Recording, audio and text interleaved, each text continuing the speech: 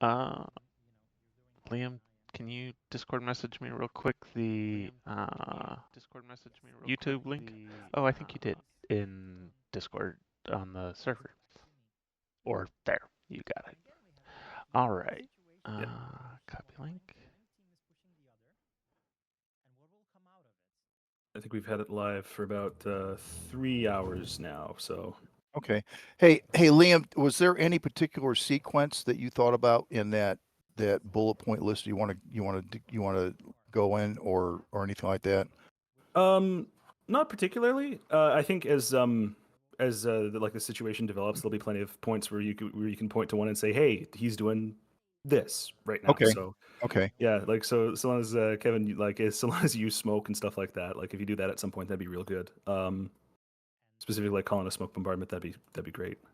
I do want to make sure that we cover that first bullet point, the 4Fs, because it's kind of the crucial, the heart of actually of doing any attack, but it's really critical to do those things, and that and how do you move to get to the point where you're flanking and attacking when you're talking about infantry, because they're so vulnerable until they get dismounted and they're in complex terrain.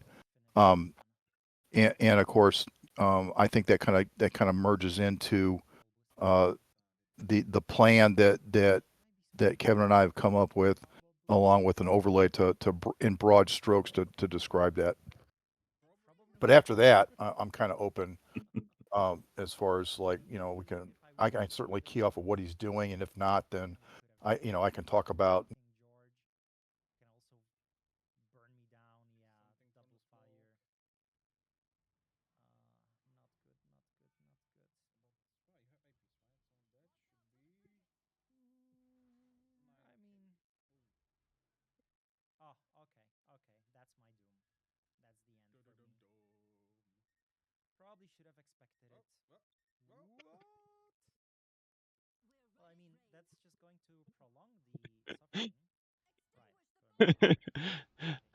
Okay, I'll go ahead and turn the Okay, audio back on. let's close the kimono up and get real. Okay. How's it going, everyone? This is Sergeant Z-Dog. I've got Liam and Jeff with me. We're going to be doing the tutorial stream 2 for you guys, Mechanized Infantry. Just like last time when we did the recon, we'll go ahead and get started with the video that Liam and the other folks over at Matrix put together. So let me go ahead and switch scenes here. Not that really, I actually end up, my face covers up more of the screen, but that's okay. You guys will survive. If you want to watch this, go over to YouTube. You can see it. But let's dive into this video to get us started. Infantry formations are some of the most heavily armed units on the battlefield. Their crew-served weapons, guided missiles, and light anti-tank weapons make dug-in infantry tremendously difficult to destroy or overrun. If tanks enter into the same hex as infantry, they risk being destroyed by massed flank shots, while ATGMs give infantry substantial standoff power. Despite all of this, infantry are some of the most vulnerable formations on the battlefield. Cold War-era infantry are always mounted either in APCs or IFVs, allowing for rapid cross-country movement. Some of these vehicles, like the BMP or Bradley, are equipped with ATGMs and autocannons, allowing them to support their dismounts with additional firepower. Despite their heavy armament, these vehicles are not well armored. While providing protection from explosive fragments and small arms, dedicated anti-tank weapons will shred these carriers and the infantry inside them. Infantry on the defensive should be placed in complex terrain. Complex terrain hexes have high levels of cover and concealment. Dug-in infantry are incredibly durable and will require your opponent to either mask their fire or commit heavy artillery to clear them out. When planning your defense, you must pay attention to what weapons your infantry and their carriers are armed with. If your troops don't have ATGMs with standoff range, it is usually a good idea to set them to only fire at point-blank ranges, set up for ambushes alongside roads in concealed positions, or conduct a reverse slope defense. A reverse slope defense is a fighting position behind the crest of a hill or ridge. In exchange for you giving up the high ground, the enemy is forced to advance blindly, often piecemeal, into a short-range engagement as they crest. By forcing a close-range fight, your infantry is on far more equal footing against enemy armor. Concealed positions like this are also difficult to observe, which helps preserve your force against enemy artillery. If your carriers are not heavily armed and can't contribute to a firefight, it may be a good idea to have them hide instead of support their dismounts. This will reduce vehicle losses from direct fire and reduce the visibility of the unit, increasing chances of a successful ambush. On the offensive, mechanized infantry are used to capture and hold complex terrain. Cities and dense forests held by enemy troops are death traps for tanks. At some point, you will need to commit riflemen to occupy and clear complex terrain. Infantry perform well at this task when committed with mass and artillery support. The challenge here is closing the distance without taking catastrophic losses. Infantry platoons and companies can be quickly annihilated if caught in open terrain. To help mitigate risk when conducting an infantry assault, set up other units in supporting positions to cover the attack, and use preparatory artillery fire to suppress enemy units. While many modern fighting vehicles will have thermal imaging, most infantry units will not. Don't neglect using smoke shells to help close the distance when faced with ATGMs and enemy dismounts. Move through complex terrain during the approach so that your infantry have both cover and concealment. Be sure to use the SOP manager to dismount your troops at the appropriate distance before contact. While a dismounted attack is slower, your infantry are far less vulnerable outside of the carrier, where they can spread out and take cover. It's not unusual to dismount 1 to 2 kilometers before your objective. Cannons and missiles can punch out multiple kilometers, but the ultimate culmination of an assault remains an infantryman with a rifle taking and holding ground. If you can get your infantry into position intact and in good condition, you can execute decisive assaults and seize key terrain.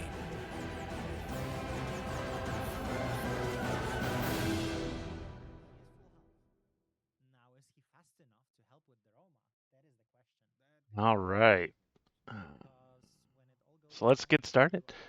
I Chat have seems, to Chat seems to be very interested that there's so much of the French scenario there. The We really like giving Yog Dog grief because he's such an easy target. All right. Let me pull up the save scenario here.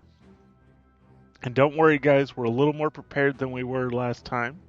We have it set up so that pretty much everything except the subject, the infantry, is already handled in this scenario. So we are good to go.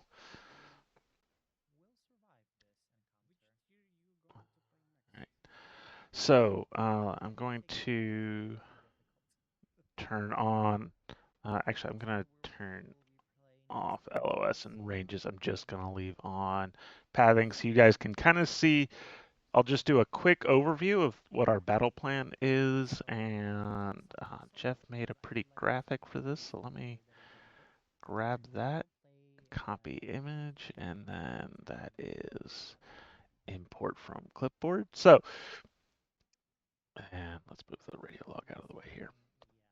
Actually, I'm just going to get rid of it entirely.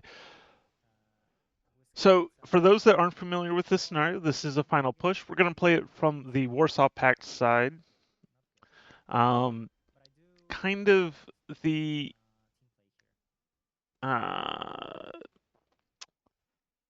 early impression of this scenario might be that you're just going to be pushing down the B470 here, taking each objective in turn, and probably at each point facing a layered defense from the NATO side. However, we're going to kind of look at how you don't necessarily have to take the most obvious approach here.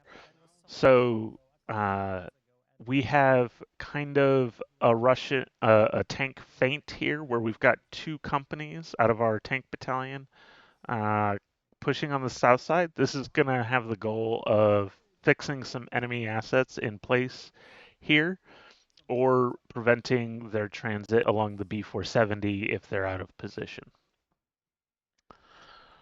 Our reinforcing infantry battalion, which comes in before we get to our next order cycle, will have the objective of taking the town in the valley here, Bad Windsheim and Illesheim. Illesheim. We've got a preparatory bombardment as well to help kind of soften up likely positions that the enemy might be in. And that bombardment will end 12 minutes into the scenario, so that all of our artillery will become available before we start getting positively identified targets for on-call orders. Hopefully. Hopefully. It should. Things are going really sideways if that's not the case, but that's fine. Really sideways it is. The big thrust here is our infantry battalion that starts deployed is going to take this very long flanking route along the northern edge of the map where it's concealed behind this forested hill, and then down the western edge, kind of taking the A7 or going through the woods here to take the enemy backline. So that's going to be our main focus here, is those two infantry battalions. To help out the infantry battalion on the flank, they're borrowing one of the tank companies from our tank battalion, as well as the Strela platoon. Is this a platoon? Do I have that right, Jeff? Yes. The Strela platoon, also from the tank battalion. Accompanying us, we have two companies, or two battalions of howitzers. That'll help us out considerably. And then we also have a couple of helicopters that'll help serve us for some good reconnaissance. Yeah, So I think you have something like 36 pieces in this mission, so it's a good bit of artillery you got to play around with. yes. Let me pull up the sit rep just so we can see real in brief here what the NATO side has. They have 10 to 20 tanks, 30 to 40 APCs. I think these are all Bradleys, M3A1s, I believe. So we're looking at something on the order of like a company of Abrams and a couple of companies of mechanized infantry.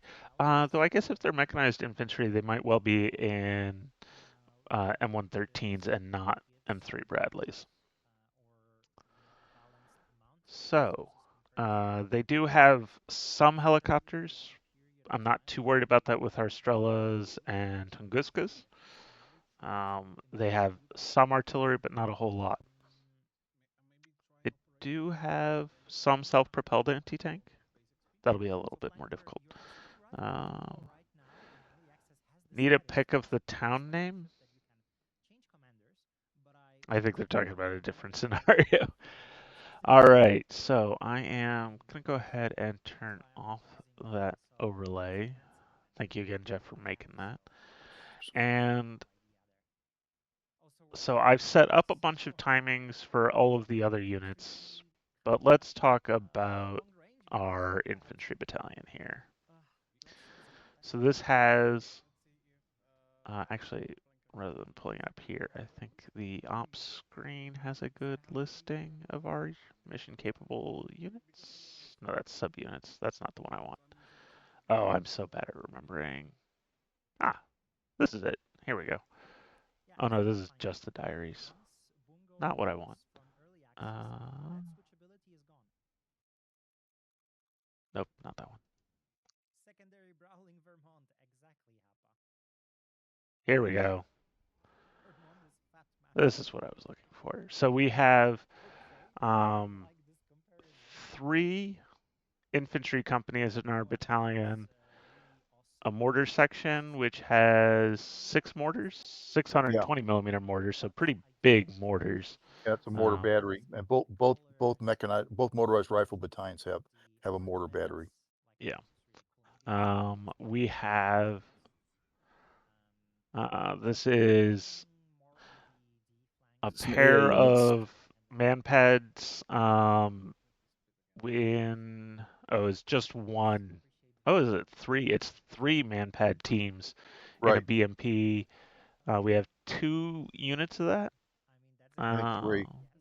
Oh You're- yeah, 3. Okay.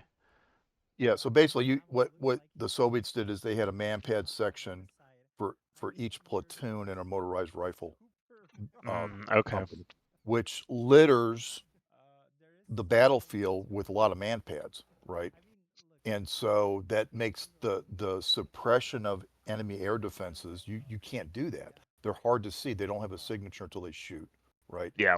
And so the ones you're looking for are the ones that are radar guided, but it just it makes things difficult for NATO because there's so doggone many, air defense systems out there. Yeah. That's their primary job, and yeah, they're short ranged, but you got them down to the platoon level, right? Every platoon has its own, essentially every platoon's got its own air defense capability. Yeah. And the layered defense aspect of having it on top of the Tunguskas, that they also have a significant number of deployed, as well as you've got the self-propelled Strela platforms. Right. And what So, that, as a Warsaw player, what that gives you the advantage, a capability of those times that you're in behind a ridge line, you're not in the air, under the air umbrella because of terrain masking. You've got some local, like real deal helicopter shooters, as opposed to trying to shoot helicopters down with autocannon and stuff like that. Yeah, and air defenses don't have to get kills to do their job. All they have to do is make that attack run not effective. Just scare the pilot off, and they've done their job. Yep.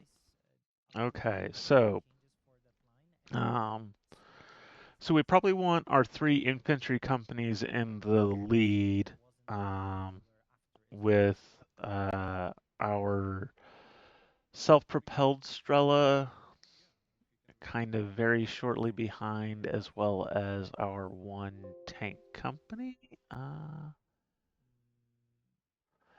Then our HQ can lag a bit further behind, same as our mortar team, and then our 3 SAM teams.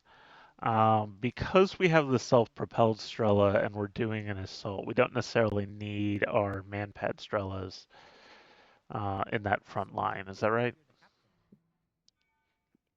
Well, you can make an argument that you want to take those man-pad Strelas and just, subordinate them to each of the line companies, or you could manage them as a battalion, thing. Try to integrate all 4 of those units, the Strela, and then the 3 man-pad sections. Okay. Um, And probably what you want to do is think about that in terms of like, okay, where am I going? At what point am I likely to be exposed to long range armor fires from enemy attack helicopters? What kind of coverage do I need? I mean, those Strelas don't have a very, they don't have a very, very long range. And so you do want to kind of keep them forward. let's see. Um, What is their range? That's a good I think it's point. I think it's 5 clicks. 3,400 meters? That's Yeah. actually pretty decent. A minimum range of 800. Interesting. Well, now the thing is, when you think about it, it's like, oh, okay, so I can hold them back and they can project their air defense forward. Except that the stuff shooting at them, are like 3,500 meter standoff, right? And so now you're getting to the point where if the man pads is with the targets of the enemy attack helicopter, they're both their max ranges. They're both at, if each of them has max range, they're at max range for each. They're just inside the envelope, right? So if you hang Sure. those man pads back a couple of kilometers, you're giving up, you're giving up a lot of response distance. You know, Yeah. roughly these Strelas, the man pad Strelas or Iglos or whatever they got, they're roughly the same range band as say a tow, right? And so if you put them back, then you're giving 1,000 meters or 2,000 meters or however far back you hang them, as they don't get shot at. If they're right up with the guys they're protecting, then when the attack helicopters open, good chance that your man pads will be in range to engage. The Tunguska, on the other hand, has got a 9-kilometer range on their missiles. Well, those you can afford to hang back a couple of clicks. Right.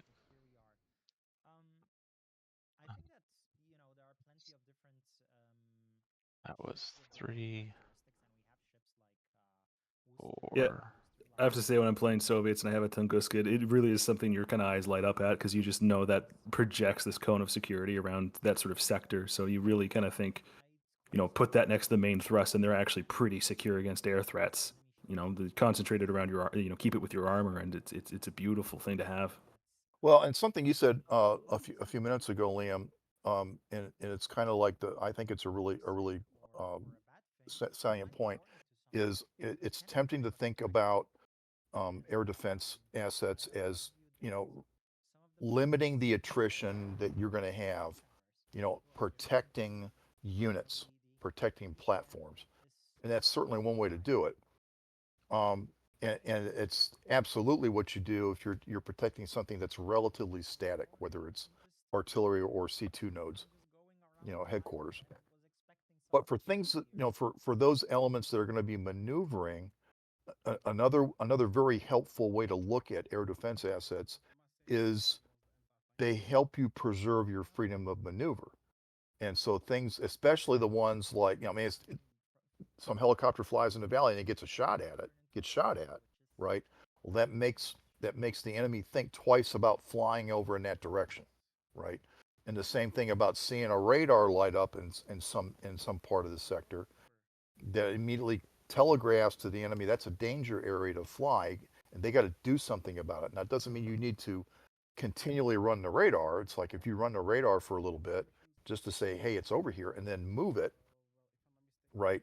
Then what that does is it tends, like you say, scare the pilots away, and that enhances your ability to maneuver in that part of the battlefield. Okay, so it's thinking of it also as your ability to kind of shape the battlefield, a little bit like I use artillery to shape the battlefield as well. Yes, yes.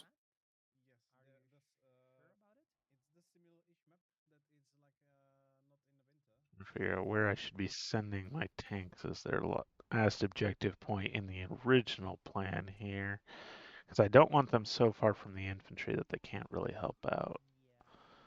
I think here is probably about the right spot.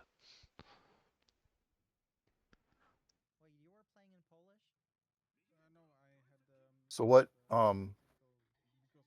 Kevin's talking about at this point is the last F of the 4 Fs. So, and this isn't just about infantry attacks, but and I'm speaking from a U.S. perspective and U.S. terminology from that era. But basically, the 4 Fs of an attack are: you find the enemy, fix them, and that's what he's going to use his tank battalion minus to do over in the east. And as we all know, when you make contact, direct fire contact, once 2 units make direct fire contact, it's very sticky, right? It's very hazardous to try and leave, because as you leave, you're abandoning your local cover to a great extent. And just in case anybody didn't realize, he's talking about this tank push that's going to be the 2 tank companies coming out of here in the south. Carry on. And so that's when we say fix, that means that you're gonna rob your opponent of freedom of maneuver of some of his elements. Okay, and so Kevin's looking at anybody who's kind of centrally located that might be able to respond to the attack from the north, or to go reinforce the attack in the center by the follow-on motorized rifle battalion. They're going to, hopefully, they will be engaged and thus stuck, right, by having to do a firefight. The next F is F, which is flank. Sorry, the next F is flank, which is that whole maneuver that he's doing to the north, and then cutting south through the forest into the enemy rear, and then the last F is finish. And so when he's talking about where do I want these guys to end up at, that's the finished place. Yeah. Not so much it's the end of movement, it's where he expects to deal the mortal blow to his opponent. or at the very least, the mortal blow is dealt by the time we get there. And one of the things I have not made a good use of is this air defense against helicopters and air defense against planes overlay that I'm going to be making really good use of here because it lets us know, gives us a good idea of where we can have our different Strela assets stop and still keep our infantry assets safe from those helicopters. Yeah, you do have to think a little differently about helicopters since they're above the battlefield. The masking's a little different than where, say, infantry units tend to be able to hide, or Yeah. the approaches are a little different. You have to say for as a Civil War guy, the whole fix thing is very much what we'd call a demonstration. Very similar thing. We want you to see us and sort of wave and distract your attention while the main effort is somewhere else. And it's when you have that masking force out or deployed, it's the enemy doesn't know where the main thrust is coming from. It could be behind that initial point of contact. It could be coming down that road, or it could be somewhere else. You don't know, and so you kind of commander's intuition and Valley of Reconnaissance assets. You have to figure out where that main thrust is coming from, where that killer blow is coming from. Which with the fog of war is a difficult thing. It's a tricky thing to do. Yep. Will you be able to convince play the scenario correctly and trigger the NATO commander thinking that it's going to be coming from the southeast when in reality it's main forces coming down the northwest? I'm going to try and put this last Strela team up on that hill. We'll see if I can get there. I mean, part of the reason you can also do this as well is the scenario's got a 6-hour time limit, which is plenty of time to do some interesting maneuvers. Yes. If this was a 3-hour scenario, I don't know if this would quite work as well. Yes. So I'm just about done issuing orders, and then we'll start taking a look at the timings here. I need to, whoops, not LOS. I need the ranges so that I can see the command range. Okay, so if I just put our HQ like on the back side of this hill, he'll have enough ample command range to command all the guys. So he's going to take kind of the same route as everyone else. And then he's just stopping there and hold.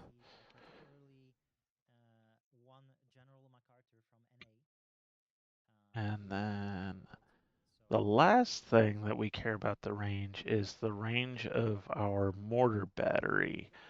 I want to make sure it can help out. So probably like here gets us good range on anything that might be in these hills.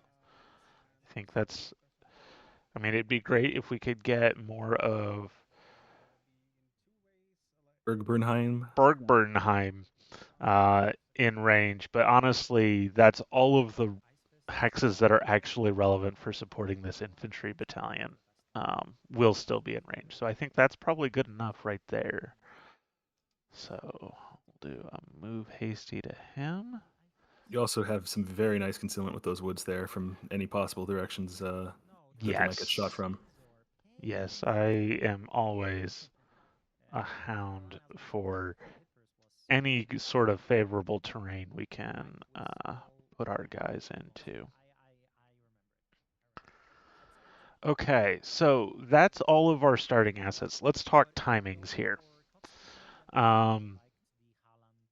So the big thing is we want our feint from this tank company to be in position, I don't know, probably at least like 30 minutes before our flanking battalion hits, because we want NATO to actually try and respond to that, to maybe get out of position and be moving when our flanking battalion hits them. The critical part isn't so much the time, like as clock or elapsed from the beginning. What it's really related to is you need those guys in position before the battalion moving to the north and then cutting south is spotted in a position where your opponent, and I play this thinking like you're playing against a human, play by email.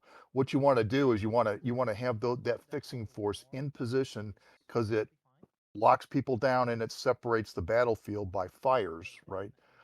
It's kind of like a long distance roadblock along the Bundesstrasse for moving guys out of Illesheim or moving reinforcements to Illesheim, as well as saying, I got to pull guys out and respond to a threat to the north. So if he doesn't know about it by the time that the tanks get there to their uh, attack by fire, positions at the end of their movement, their initial orders, then you're good. If your guys get spotted in the north before they get in position, well, then that gives time and space to your opponent to realize, oh, there's a threat. I have a threat on my left flank developing. It's not there yet, but it's developing, and I need to reposition some guys. And what we want to do is have those two tank companies in a place to deny the opportunity of the NATO commander to be able to respond to that. And the good news is you got terrain that is likely to make it very difficult to spot that force to the north. Yep.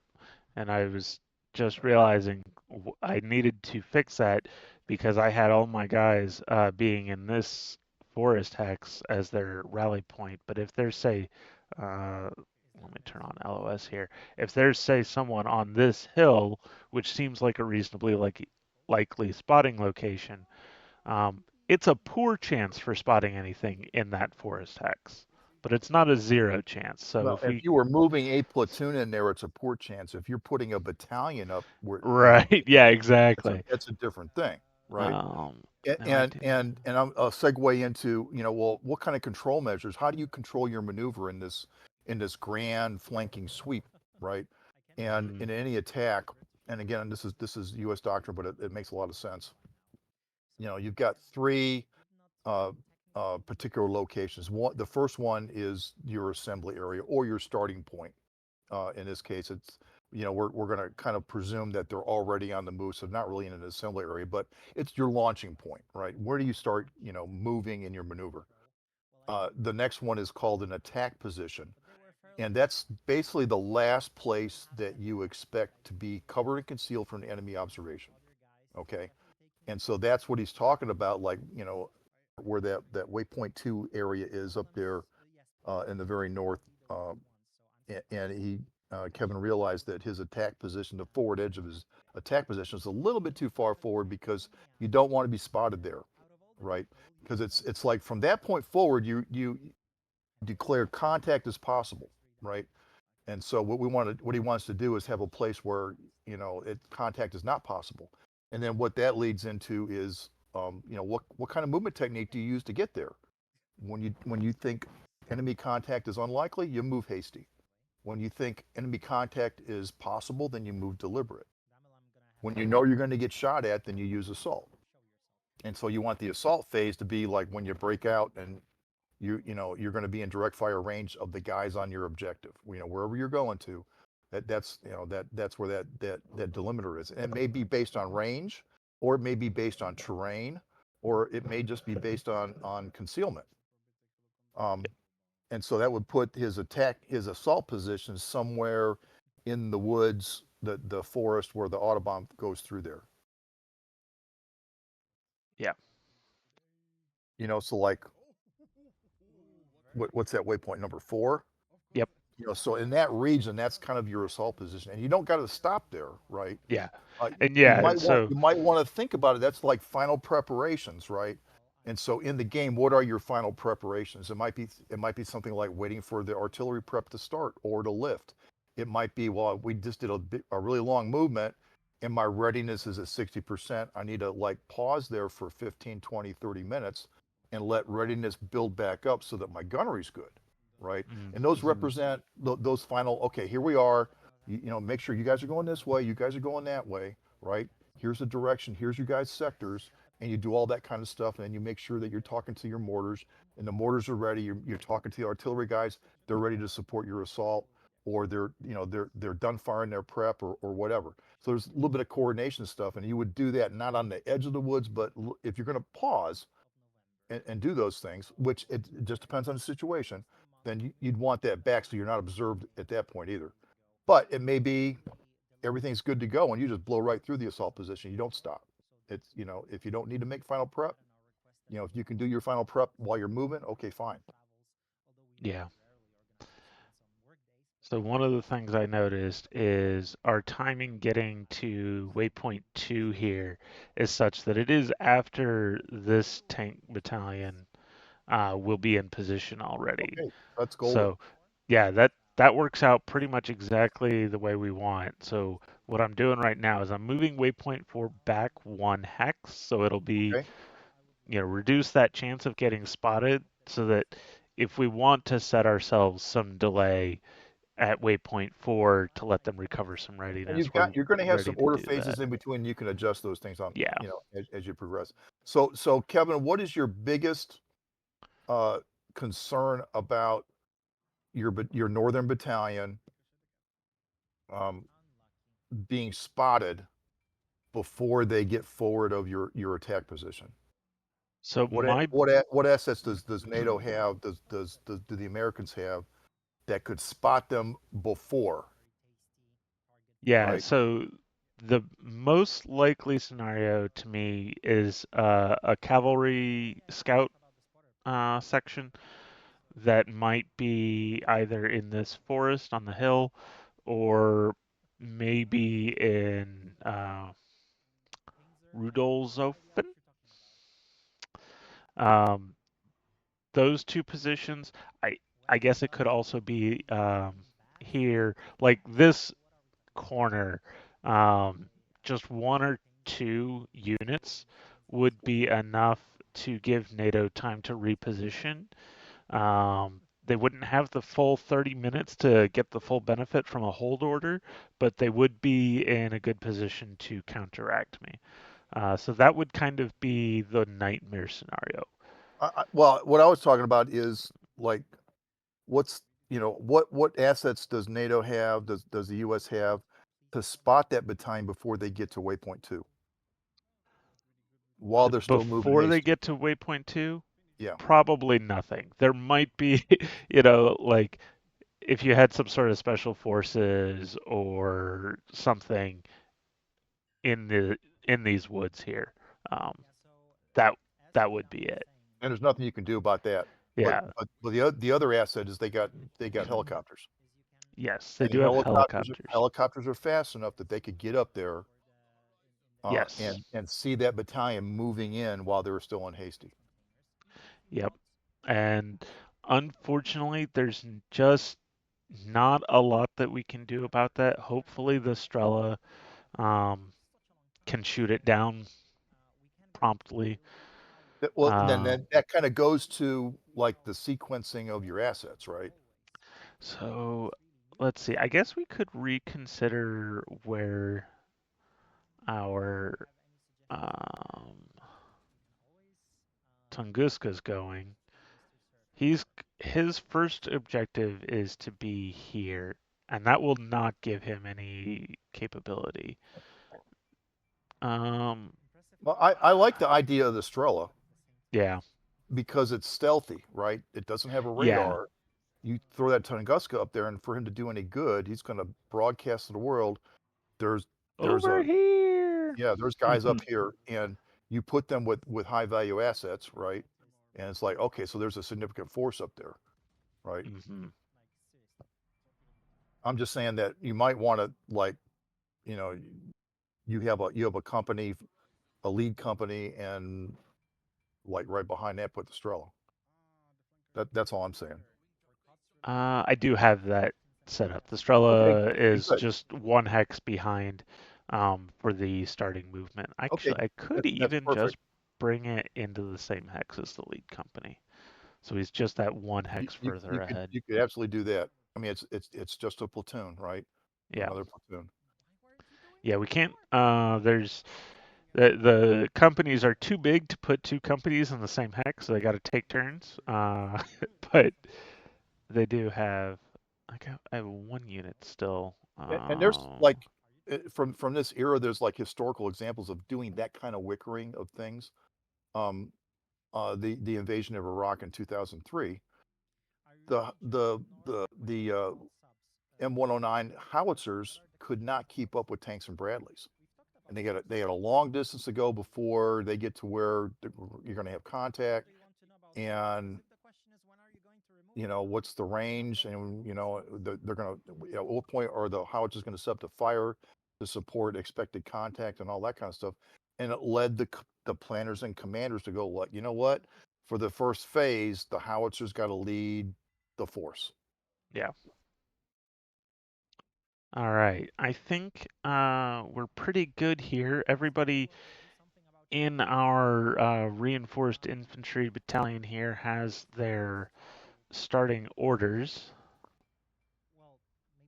So I think we're good. The one thing I might mention is I think you got a flight of Su-25s that you can call in, so you might want to. Yes. Or And they Su-24s, actually sorry. start on call. They do.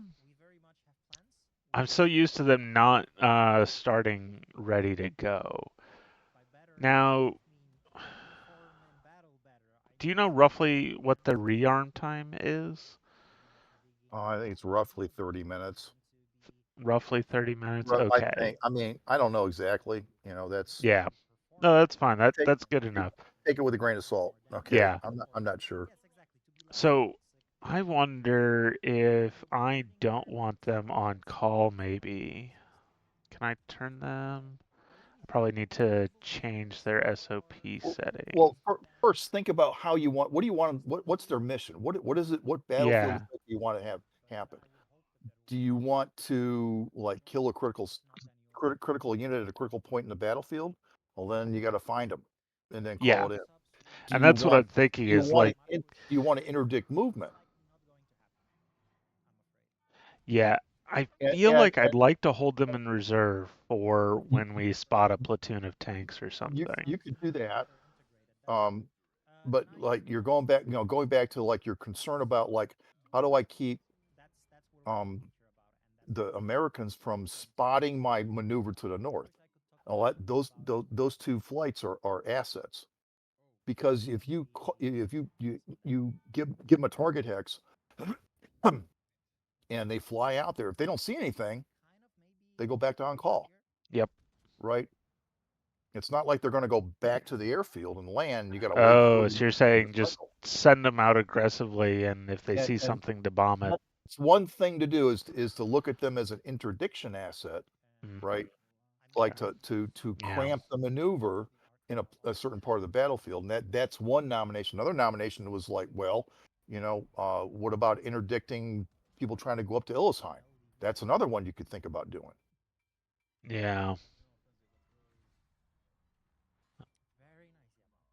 Oh, my brain's not working. Which one's Illisheim? That's the center of the three to the northeast. Middle So blue it's good. objective, right south of the Right. middle blue Yes. objective, yeah. Yeah, I Yeah. was thinking sending at least one flight here early is probably good. I wonder, let's see. So maybe if I were to time it when this unit gets to here, he'll have. Maybe. I mean, what I'm thinking is interdicting movement along the Bundesstraße, either to the northeast or pulling back. That's one thing to think about. The other is up to the north, and those danger areas that you're saying, well, if there's eyes up there, I got to worry about it. Yeah. There's probably somebody, probably not in the one up by Vinsheim. Maybe there's like scouts or something to look. I wouldn't expect major combat power up by Bad Vinsheim.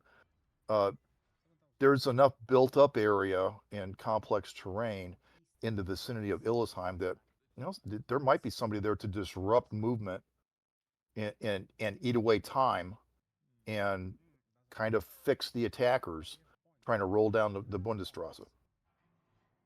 The other one, the intersection, back there, the southwest of those three. What kind of terrain is that? I think this is just open terrain, right?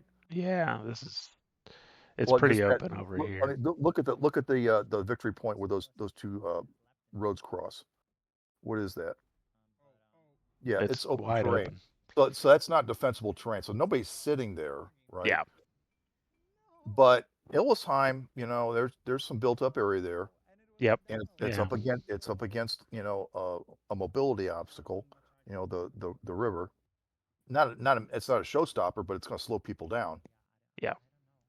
So I So like the that's idea of calling in an airstrike there. I've got it set to be delayed for when this guy gets a little forward.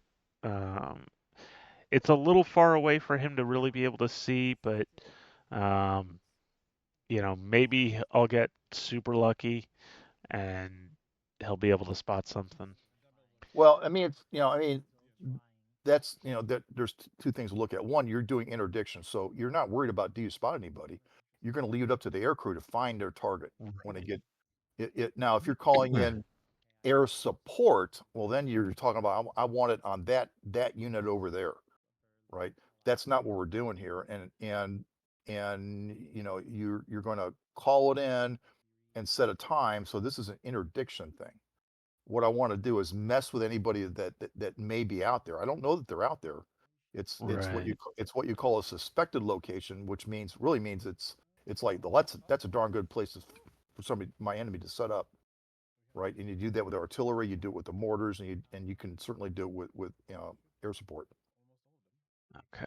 So yeah, we can go ahead and call in an interdiction strike And, on that and northern if they don't spot as find well. anything, then they just go back to the orbital point and wait for the next mission. Yep. All right. Cool. I like that plan.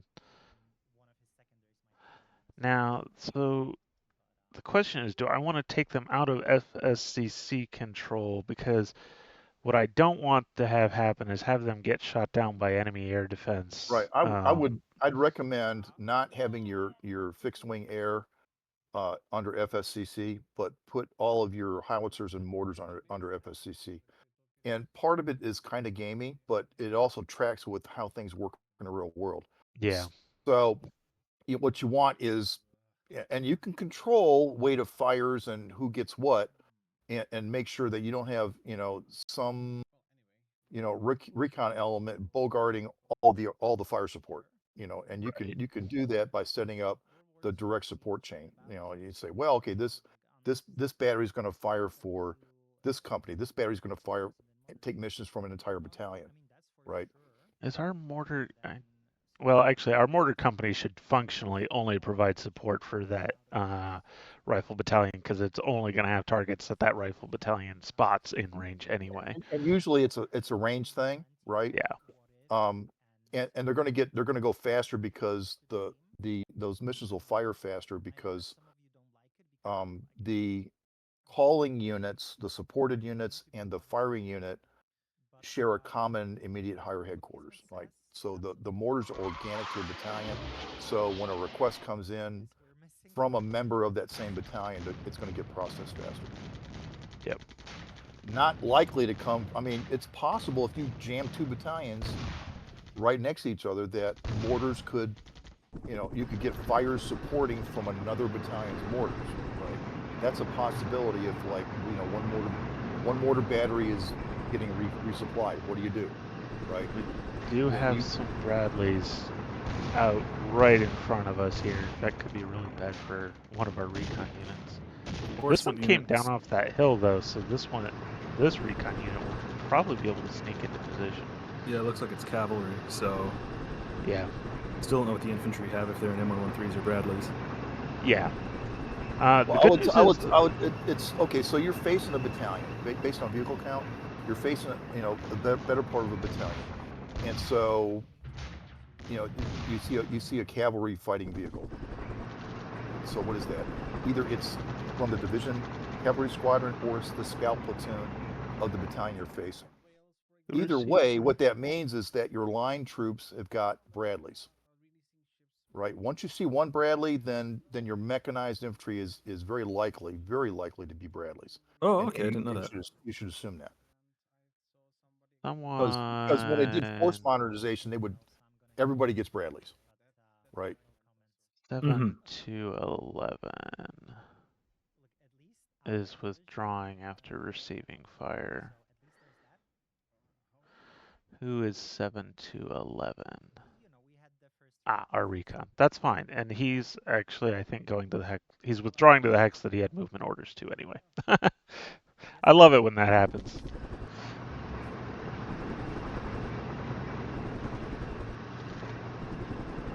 And actually, honestly, I don't like seeing Bradley's, reconnaissance Bradleys that close to me. But at the same time, I like seeing them here because it means they're not elsewhere. Yeah, Like, exactly. Yeah, exactly. That's that's exactly right. The recon element's in the middle. It's not over where your fixers are going to be, and it's not where your flankers are going to be. yeah, And it's that's great. actually pretty good news for us. And you've got a Hilo in the north that's hunting, and he hasn't found anything. Nobody shot at him yet. That's good. Yep. We're gonna lose our recon. Oh, we lost both BRDMs, but the infantry stayed alive because they were dismounted, I think. That's actually really good. Yep. Because the infantry are the hard ones to spot there, and have almost the same vision capabilities. So that's not actually too bad for us. Yeah, decent number of eyeballs still. Well, Yep. I mean, it's a matter of the kind of sensor, and for the Warsaw Pact, okay, both of them have optical with magnification, whether it's a machine gun sight in a turret or it's binoculars, hanging around your neck. For the U.S., it's vastly different, right? The recon with the M3 Bradleys, well, they got both them and their scout teams have got optical magnification, but the Bradley's got thermals, so there's a big difference there. Yeah. You get a Yeah. big degradation in reconnaissance capability for the U.S. if you kill the carriers, or if you kill the CFVs, the Bradleys.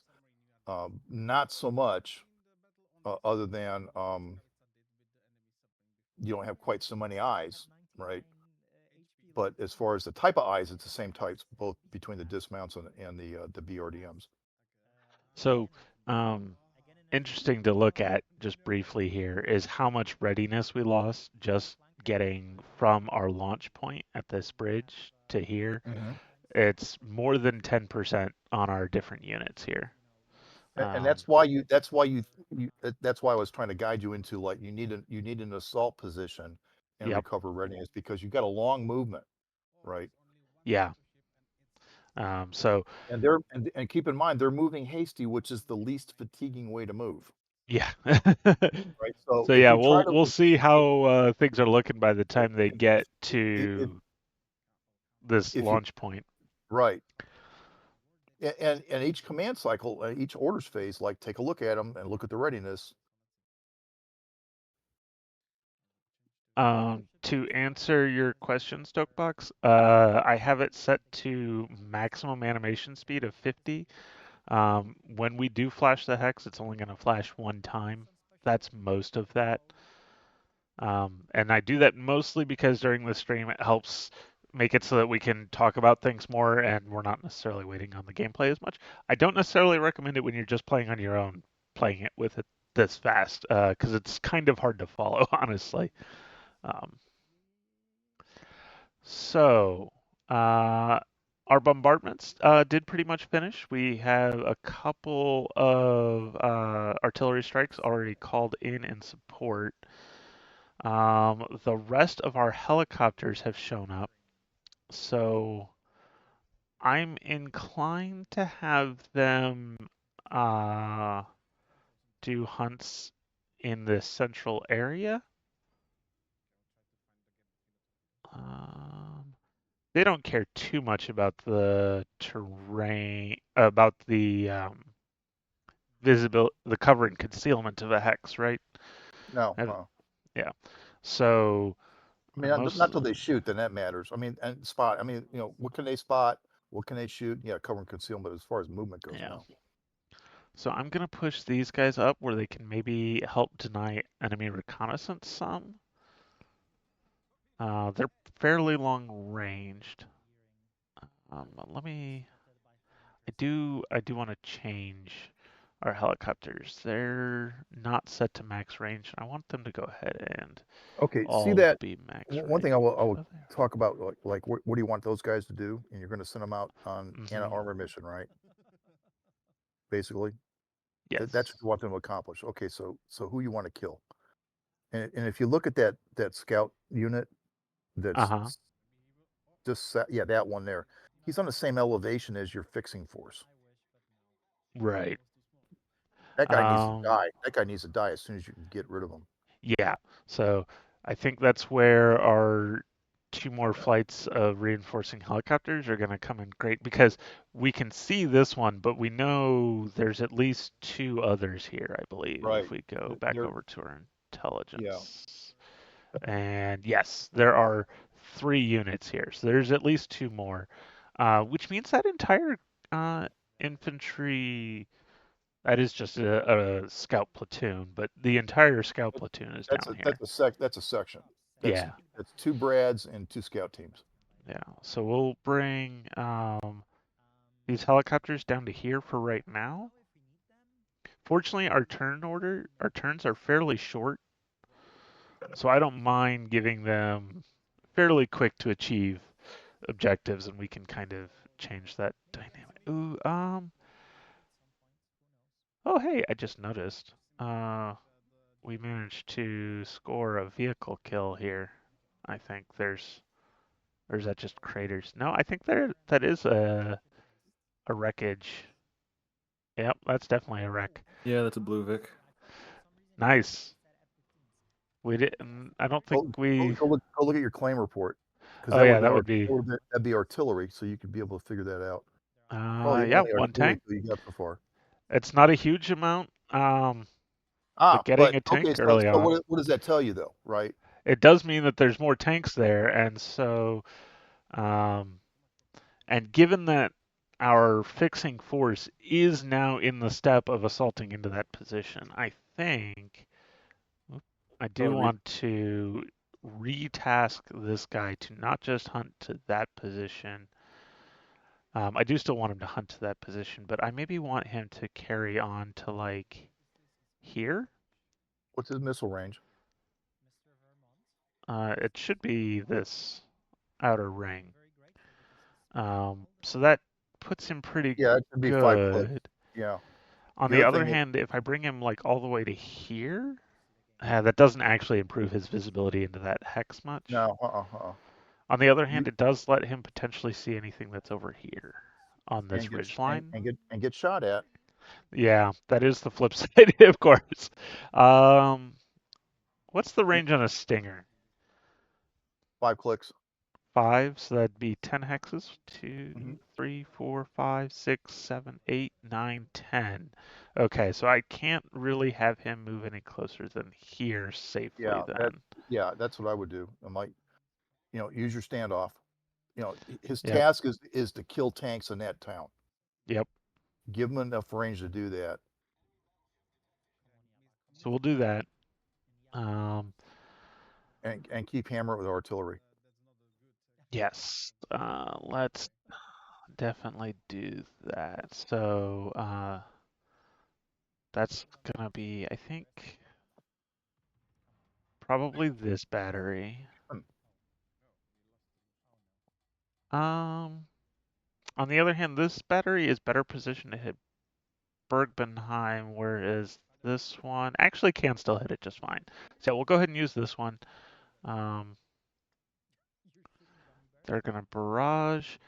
Now, no, let's do a neutralizing barrage again. I was thinking suppression, but since we're actually actively about to hit Yeah, that's down the main contact road. with that hex, I think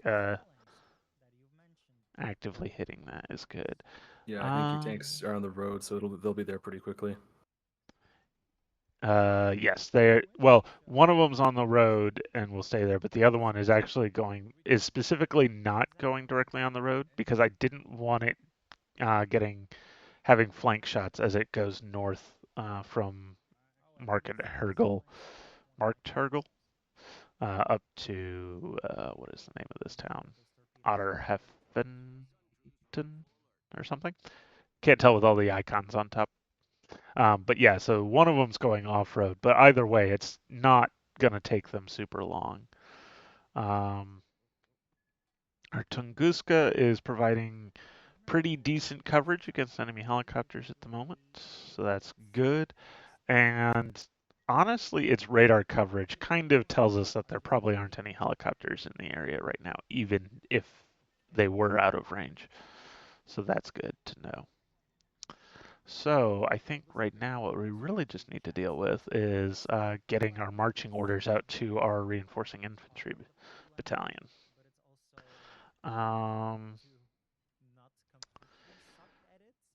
Our mortar, I maybe want to move up just a little bit,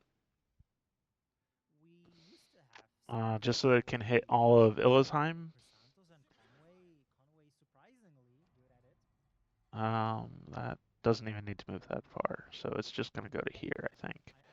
I don't really like putting it where that HQ is, but I think that's just the world we're in. I am going to the rifle companies. Okay, so I don't. Do we want to push all the way to Illesheim right now?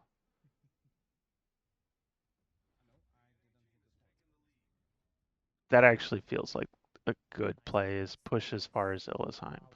So let's do that. So I'm going to have, we're pretty much doing an assault right out of the gate here because we can expect to be in contact with the Bradleys. You know what? We're not in a rush though, so I think we can probably do a move deliberate instead.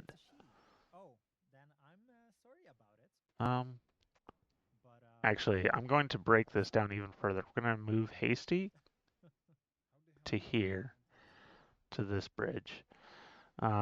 This company is going to be in charge of taking these two objectives and then hunkering down here and hold.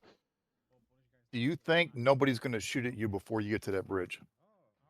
I'm hoping nobody's going to shoot at me before I get to that bridge. I don't. Okay. Then that sounds like move deliberate, not hasty. Well, so I'm fairly confident there's no one before I get there, because this guy's got the ground search radar, and has not picked up anything. So the only place that I think it's very likely that someone would be is here in Ickelheim. I don't think anybody's in Upper Ickelheim.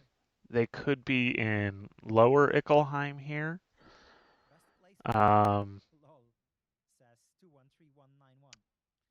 But I think that's unlikely because we've already spotted the entire cavalry section, scout section. I don't think NATO's going to have too many other reconnaissance assets, so I don't think it's very likely that there's going to be another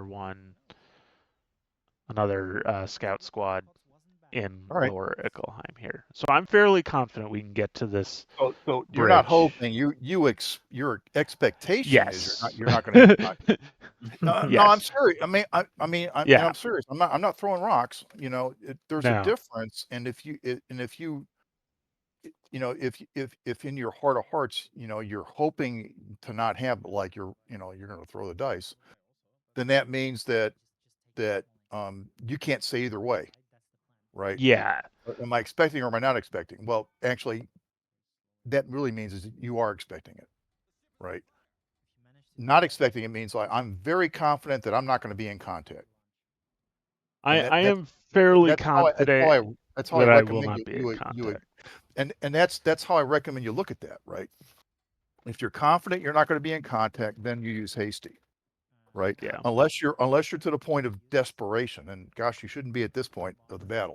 Yeah, no, we're definitely not. And I get that sometimes you get, sometimes it's like it's only asset, and if I don't move him fast enough, then he can't do what I need him to do, right? And you do that. You take that risk. You accept that risk. I just don't think at this point the second order battle that, I don't see that you need to be thinking in those kinds of terms. And so I really encourage you to look at and just take that litmus paper, do I expect contact or not? Yeah. And if I don't, then move hasty by all means. Yeah, and I would say I'm like 85% confident at least that there is nothing here. Actually, And that's a good based number. off That's a good number. yeah, because I don't think NATO has the assets to have something else in Ickelheim. Because with our so much stuff, because of course this guy's also got radar, and he's got real good spotting. That's your So Tunguska? yeah. Well, that's on a ground search radar. Oh yeah, so it's not going to be Air- able to it's look an air- down no, at ground it's assets very well. an air search radar. Yeah. Um,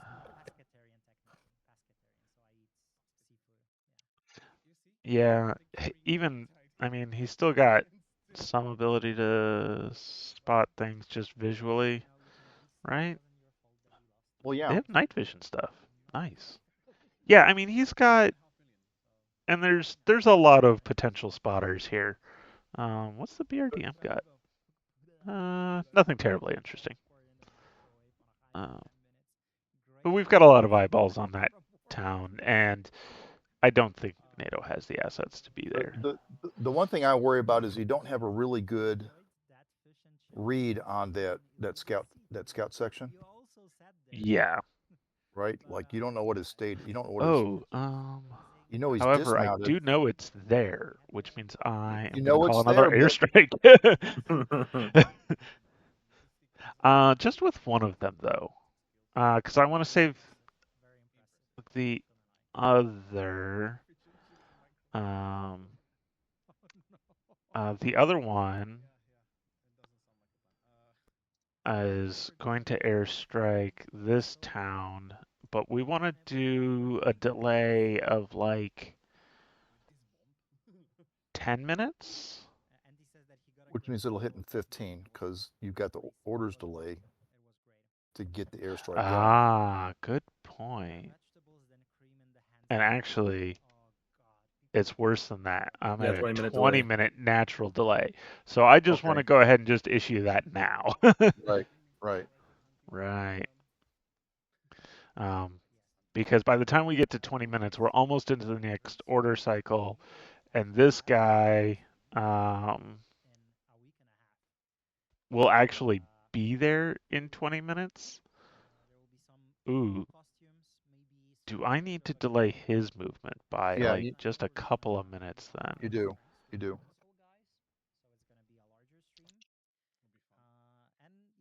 And I'm just gonna, can I maybe move that to there and also delay that by like a couple of minutes again?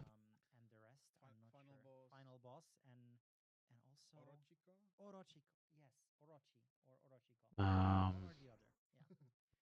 that means I need this guy. We're gonna slightly tweak his assault as well.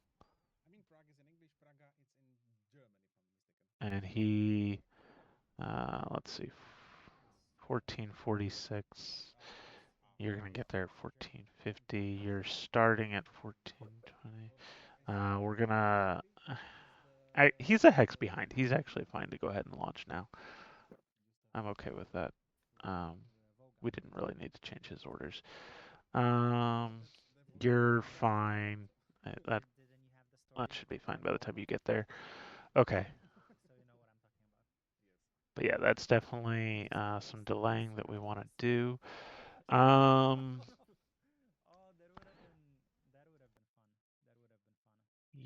Do I want to poke you further forward? Can you engage if a target is in the same hex as you with more than that 50 cal? Yes, you can. The rockets will engage at 100 meters. Oh, he doesn't even have ATGMs. It's just rockets. He does not. Fortunately for those rockets, if that's all these other helicopters have as well. No, these have cocons, which I believe are an ATGM. Yes, those are ATGMs. Um,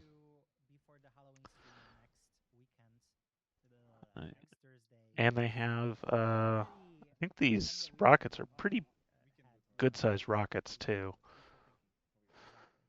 Yeah, 43 heat, 2 area, and a 2,200 meter range. That's a good sized rocket you don't want to get hit by. Um, and yeah, okay. So that's great. Those guys will be able to do good stuff for us. That does mean, let's see, if you're here, your rockets are 4 hex, 5 hex range, 4 or 5. You'll hit out to here. Hmm, You know what we're gonna do then? I'm gonna say hunt to here and then maybe over to here, just so you can be a little bit closer to maybe help hit those scouts. The Bradleys won't be able to do much to shoot him down anyway, and So, being lower will actually help keep him safe from enemy AD that may not that isn't in the valley. One of the things about the Bradley shooting against a moving helicopter, they got to be in the helicopter's front 60-degree arc in order to Right. use the autocannon.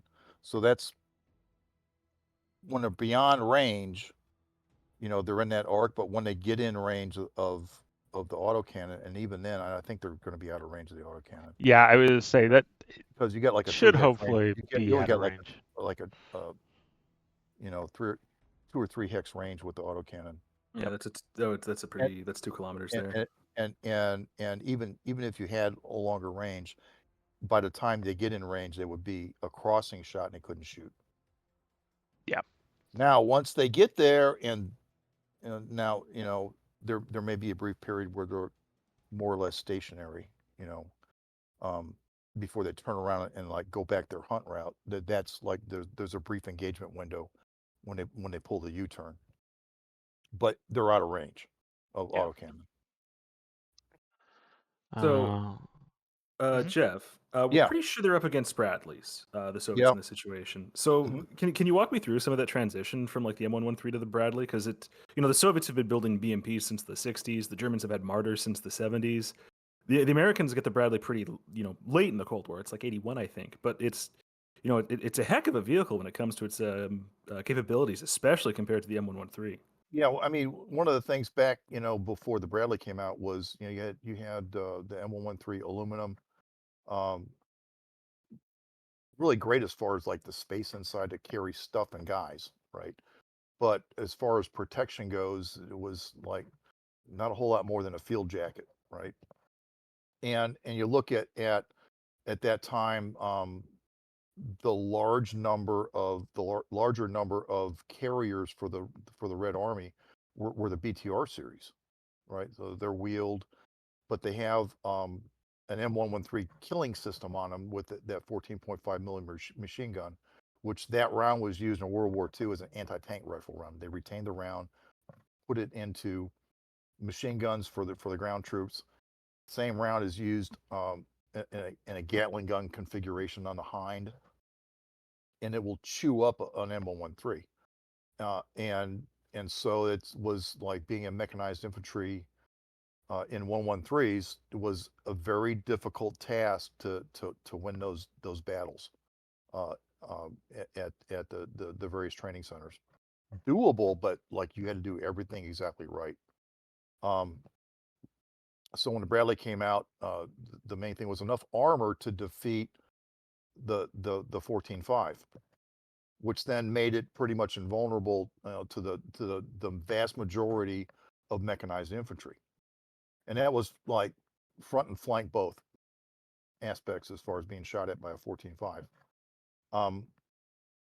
So the transition to go from 113 to Bradley, a battalion would be tagged like here's when you're going to do it. The training facility is at Grafenwehr in Vilsec at Rose Barracks. New equipment training team was there forever, and it would take you about a month to go through learning how to shoot the guns, how to maintain things, how to drive, just how to load and unload compared to an M113, because the 113 had bench seats. The Bradleys back then had individual seats for each dismount guy. You didn't put an entire squad in one Bradley. You had 4 Bradleys to carry 3 squads plus the guys in the platoon headquarters. RTO. Way back when, a platoon level machine gun crew, etc. And it was a big change that way. And at the same time, the kit for the squads changed.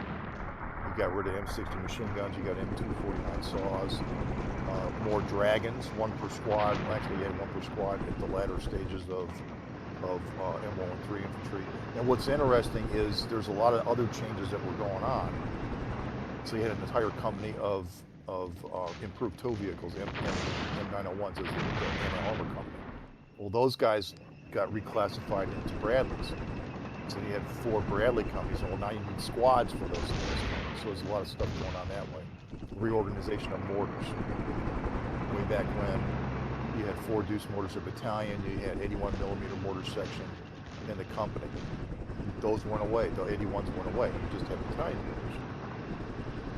And so it takes like about a year to transition a battalion. It takes about a month of new equipment training, a month to 6 weeks of new equipment training for each of your 4 line companies. And then after that, you have to go to a new training center and then practice, doing missions at the battalion level and below out in the field with these new platforms. And then, of course, even before everybody got out of M113s into Bradleys, you already got it up to the M2, M3A1, which the main thing was the fire control system was upgraded so you could fire the newer version of TOWs, the ones that had the tandem warheads. But then the Soviets came out with the BMP-2, and the armor on the Bradley was not sufficient. So then they up-armored the Bradley, the A2 version, bolted on a whole bunch of steel, and its Kevlar spall liners, brought the weight up to the vehicle where it could no longer swim. Kind of like a BMP-3 can't swim compared to a BMP-1. More armor made it too heavy to swim. But the A2 series of Bradleys pretty much proves against 30mm cannon. And even though the 30mm, even though there's a 5mm difference between the autocannon on the Bradley and the BMP-2 and the BMP-3, there's a world of difference in performance. It's the caliber, it's the muzzle velocity, and it's the kind of penetrators used. It's like starting in like late 1989, early 1990, you started seeing it was already type classified. The M910 round, M919 round, depleted uranium, then stabilized discarding Sabo round for the 25mm. A lot more penetration. And the higher muzzle velocity made gunnery a lot easier. And even as of like early 90s, there was no ballistic computer in the Bradleys apart from what's between the gunner's ears, right? Nowadays, did he not have any kind of rangefinder, or it's a stadia sight? Oh, okay.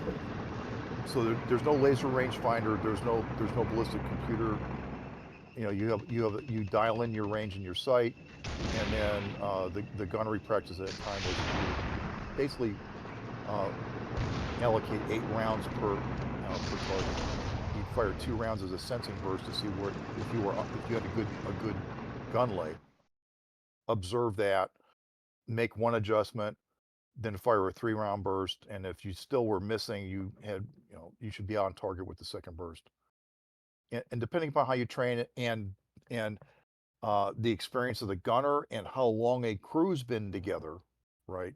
You could get a kill on that first 3-round burst. If you have a newer crew, whether it's a new gunner or it's just a new combination of guys, they haven't worked together very long, well, then you need that second burst.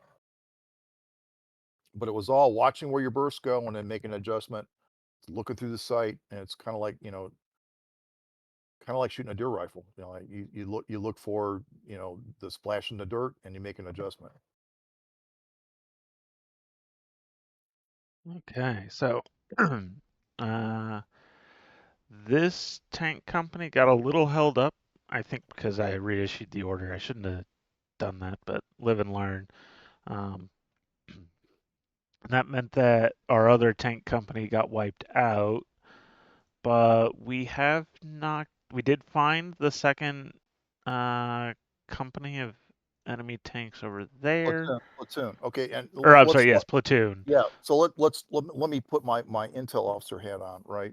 Yep. I kind of wanted to talk about this before you hit the start button, but I missed it.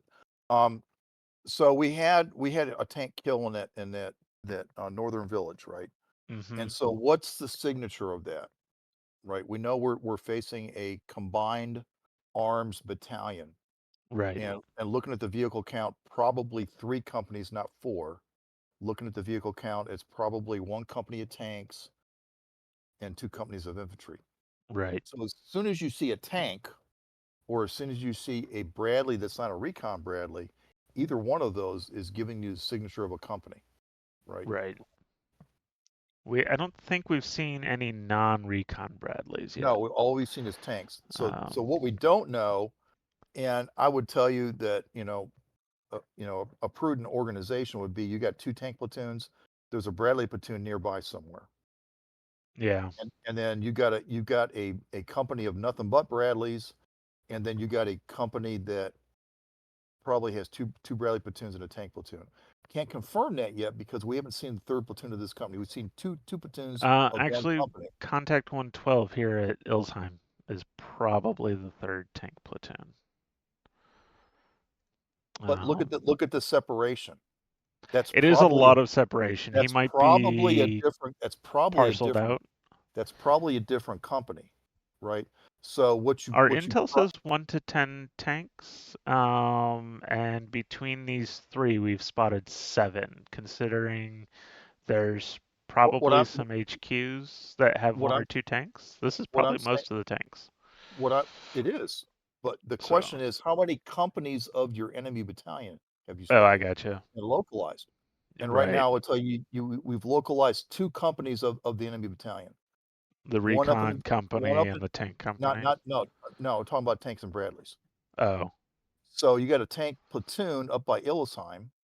You have 2 tank mm-hmm. platoons into the south. Right. And so my read would be, where the 2 tanks are in the south, there's a Bradley platoon with those guys. Mm, Where the tank platoon is up by Illesheim, there's probably 2 Bradley platoons with that. And so now you got another company that's nothing but Bradleys that you haven't found yet. The good news is, right now, that company to the south is fixed because they're in the fight. 2026 year. What do you got there? Unknown, but we have a radar contact there. Okay.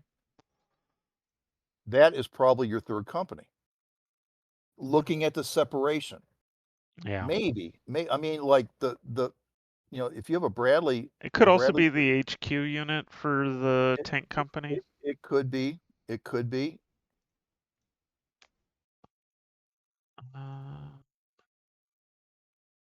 let's see. That's you. That's But you. but but what I'm looking at is like 1, 2, 3, 4, 5, 6.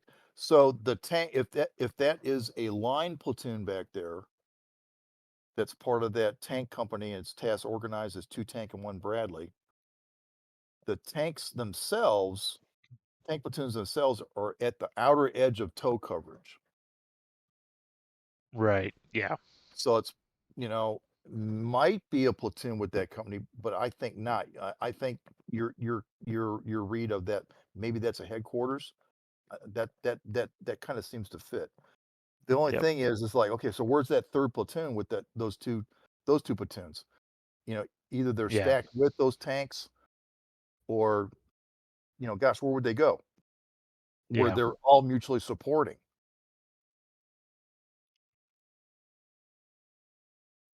Yeah, I wish we had better intelligence for what's Well, in you got. here. I mean, you look at the southern tank. That's a cluster of what, 2, 3 village hexes. Yeah, 3 village hexes, so Okay, it's so I would quite say possible there's yeah, I would more think in here. I would expect to see that Bradley platoon to be with that southern tank platoon next to it somewhere. Oh, what have these guys shot at? They've expended some of their rockets. They engaged some of the Bradleys, some of the The scouts. They scouts. didn't hit Okay. them, but they did engage them. Okay. Um, But right now the so geometry is looking really good for the plan, right? You yeah, got one company forward, you've got one company back, but it's more to the east. I want to be here, I think. I want to take that risk because I want our helicopter to be able to help support against anything that might be in this village hex. I also want to see if I can't get it so that he can maybe actually get eyes on the 2 tanks that are still here. Mm-hmm. Yeah, that looks good. So that'll put him in range of that ridge line, unfortunately. Hopefully the range is just long enough to keep him safe, though.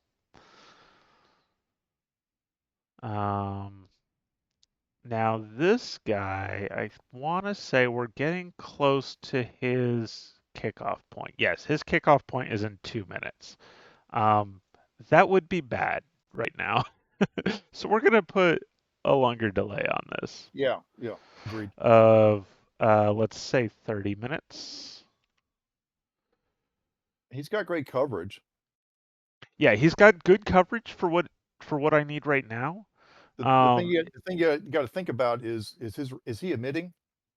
he is. All right, so you can't sit there very long.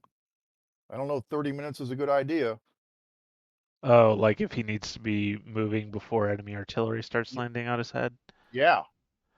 Honestly, I don't think he's going to be the high priority target. I think this tank company and our currently assaulting infantry battalion are going to end up being those targets.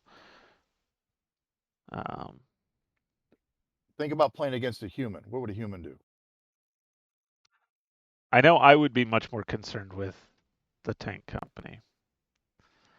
The Well, except that Tunguska threatens a minority of except my that assets, whereas this tank company threatens all of my assets, okay. Well, except for okay. the 2 helicopters in one unit or whatever it is. Okay, so the enemy's got to attack helicopters, right? Right. And you're seeing the weight of effort now center and east. You Yep. see the bulk of the enemy armor to the east. Gosh, wouldn't it be nice to use attack helicopters over there, except that there's that doggone Tunguska. So to me, Yeah. that becomes a priority target. And that's fine. We want to, as the Warsaw Pact commander, we want to suck assets away from the north, Right. away from the left flank. And we're showing weight of effort on the right flank. But still, we don't want to just like have everybody on the right flank die before the guys on the left flank get in position. Right? We got to preserve that force. We have to preserve that force long enough to maintain a credible threat to fix the attention and the combat power, away from where our big assault's coming from. If I put him here, he would still have pretty good coverage for what I need, especially since I'm going to have man pads deploying in this area really soon as Mm-hmm. well. So I guess I could um,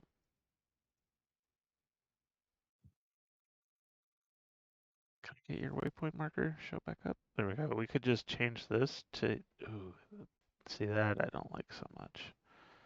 Um,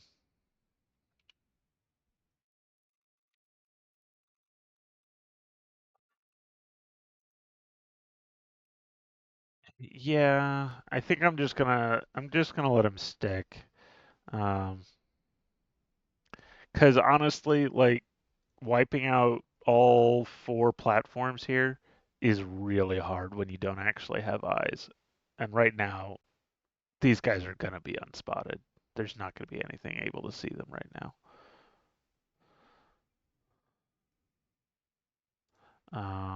What I do need to do is I need to get one of these guys at least.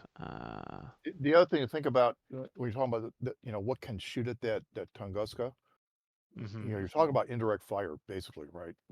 Right. So if you go back and look at the threat assessment, you got like 10 or less um, enemy indirect fire systems, right? Mhm. You're facing a battalion. Oh, they're probably just mortars. Exactly. You don't have a high enough count to add in, you got mortars, and then if you say, what do you got in a battery? Well, now you're north of 10, right? Yeah. So he So doesn't even it's have range on this probably Tunguska with indirect fire anyway. more than likely. So we're about, is he getting in direct fire? Right, and so the only thing he might be getting in direct fire is if these Bradleys continue past Erfersheim and move up onto this ridge. Um, I have no idea what I've selected And right now, and and, artillery, but yeah. and that would Um, happen. That would happen if they get pushed up that way. yeah, which I mean they are currently headed that direction, so that is a possibility, but I'm not Mhm. too worried about that at the moment because honestly, he's pretty far back. Like they're going to have really bad odds of spotting him in that really well concealed position. Except he's moved. No, he's delaying right now. He's not Okay. going anywhere.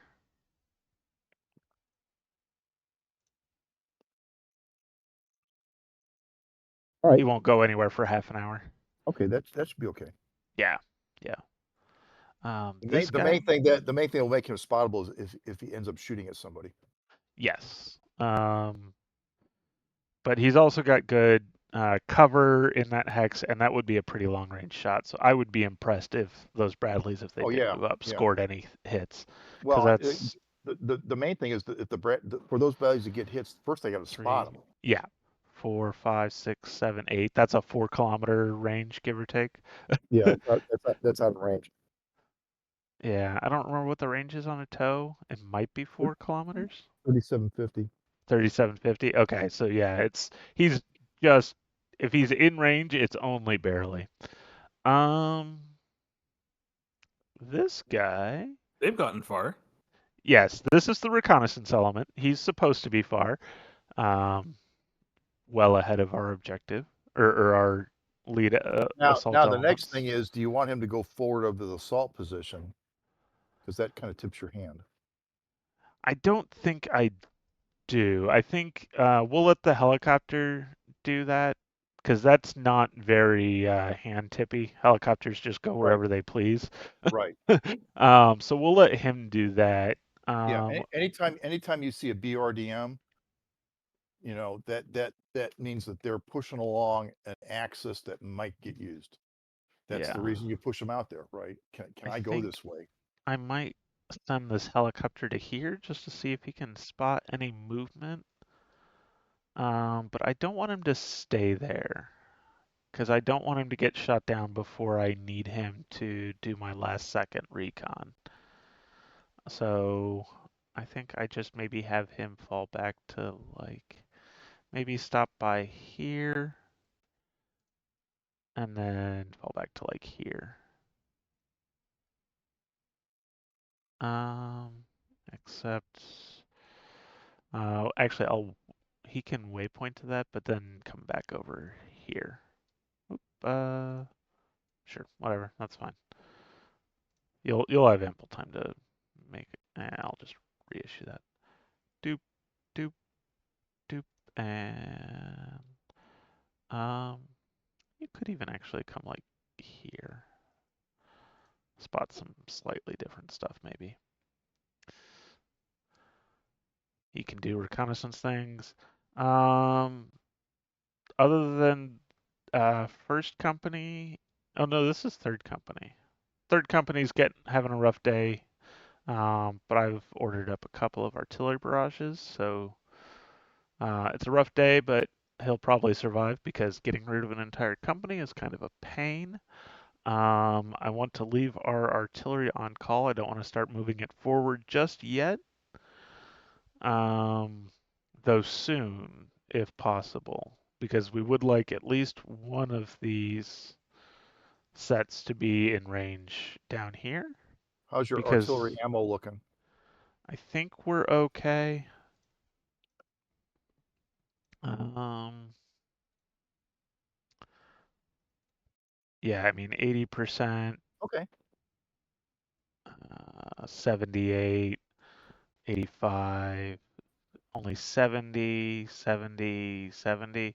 That'll equalize probably once these guys finish their barrage orders, because these guys Okay. are just on call. So we're still pretty good at the moment, actually.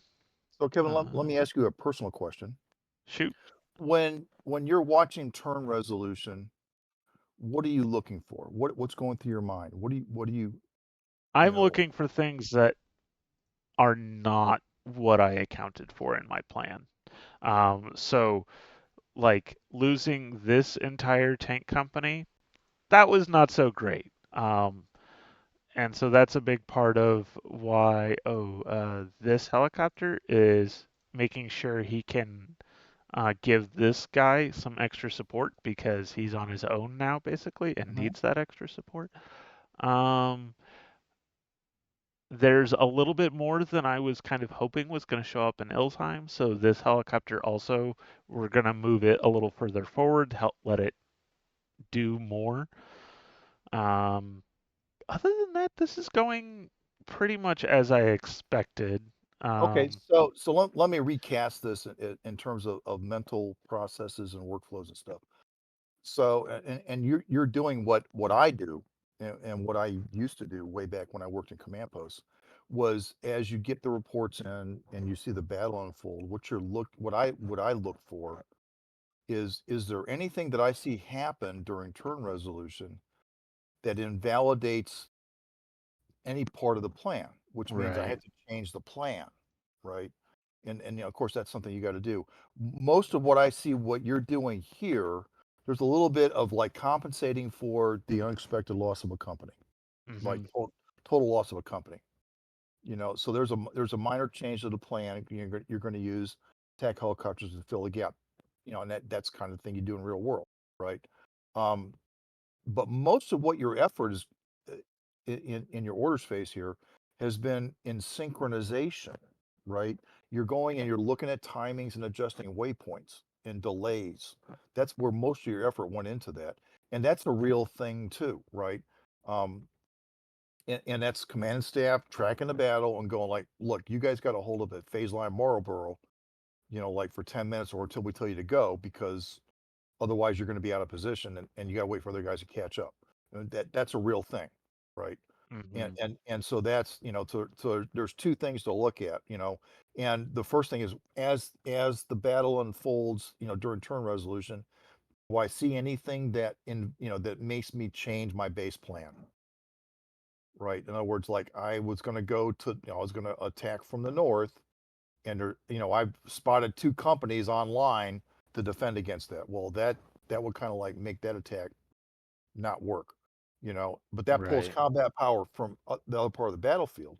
So now you got to do a big, maybe unanticipated plan change on the fly, right? You're not Hmm. there. You know, you have an adjustment to make as far as the plan. The plan's intact, right? There's no Right. change to the initial plan, right? You still have a fixing force to the southeast, and you're going to have a seizing force up the middle to take those three objectives, and you have a deep assault force that's going to swoop in from the north. There's no change to any of that stuff. Okay, that's my comment. Oh, he's low morale? Why is this guy low morale? I have no idea why this FARP is low morale.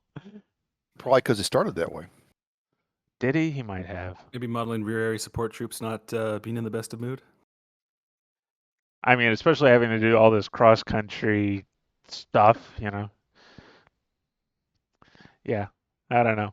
Hang on, let me just get rid of whatever Likely it started this. that way.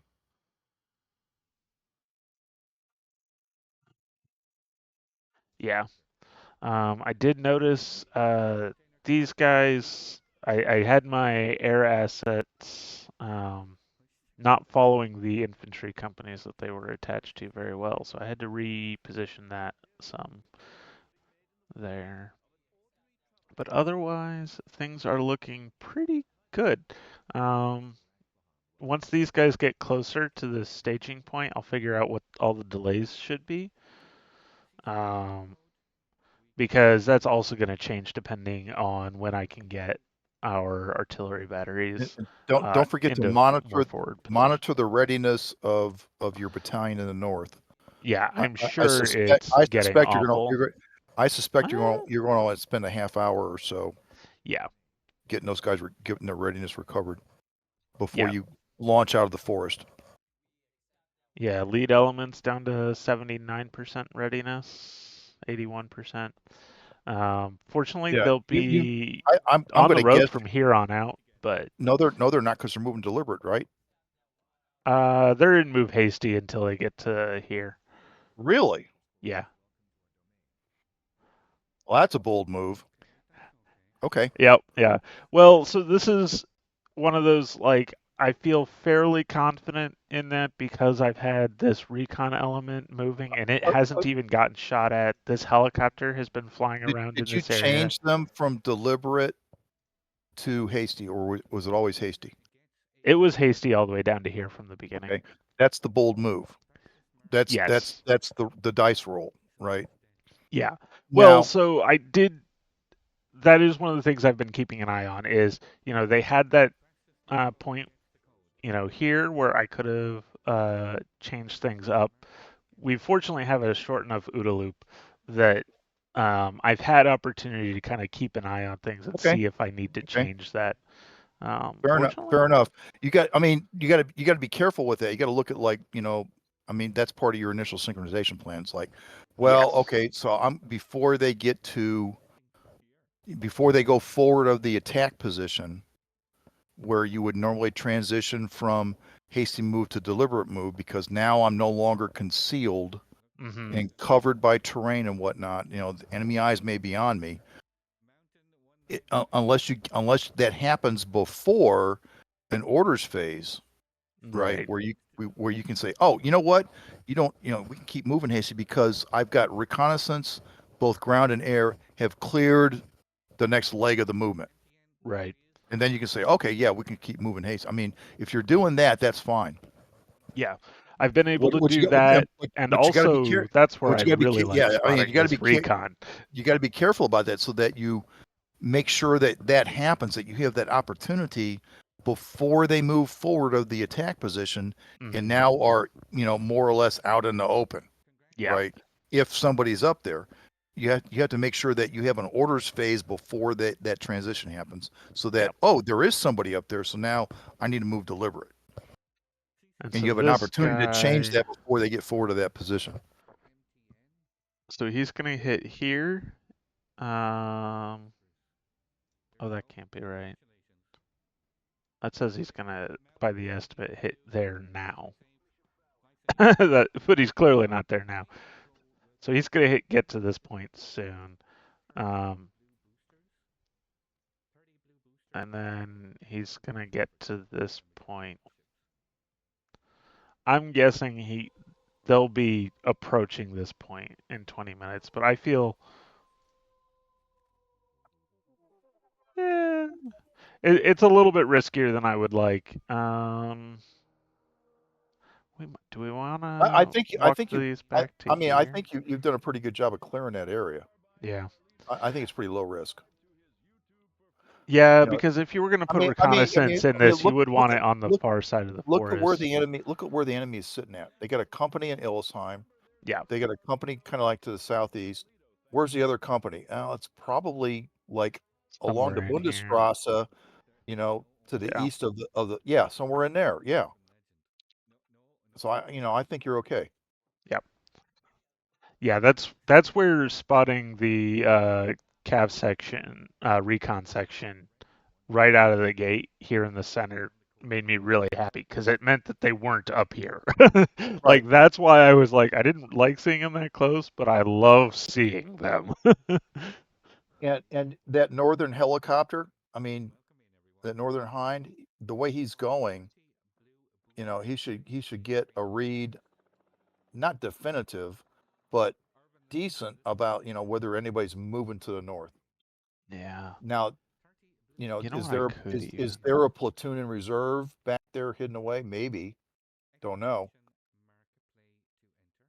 You know what I'll even do But it here. doesn't matter because you're moving a battalion. A platoon in reserve isn't going to do it.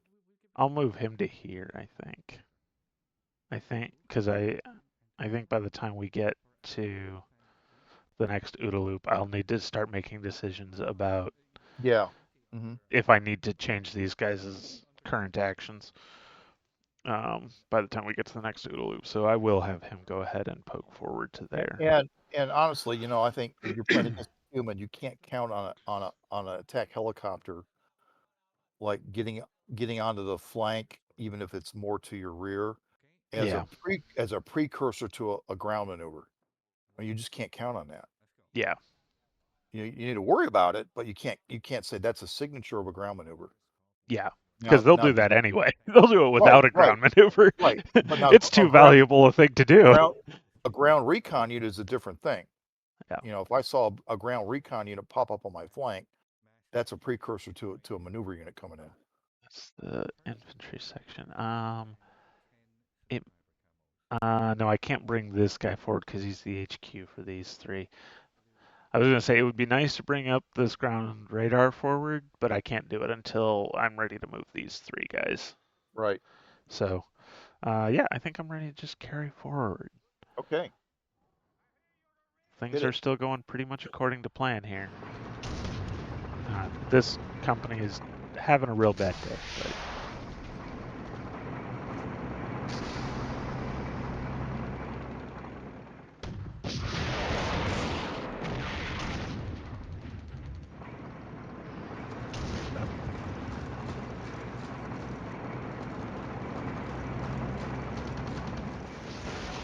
hey, scored a couple of Abrams kills. Good. Oh, no, that's the same. I want to zoom this out. The map doesn't move around quite so much. Okay, and this tank company made it into the village and is right on top of those Abrams and got that last kill. So we've... oh, hey, look. Enemy HQ spotted. Oh, we lost sight of it. We lost sight of these tanks here. Oh, there's big spot one in the center, yeah. of the infantry. That's just a platoon. Yes, that's one of the 3 infantry platoons from the infantry company. One of probably 2 infantry companies, but there's one of them. Where at? I missed it. Where at? Kind of right in the middle of the map, actually. Okay. Okay. All right. All right. So you're gonna bypass them. That's great. Yep. Yeah. Our tank company got shot at. This defense is pretty much set up for hey diddle diddle everybody up the middle. Yeah. Along the Bundesstrasse.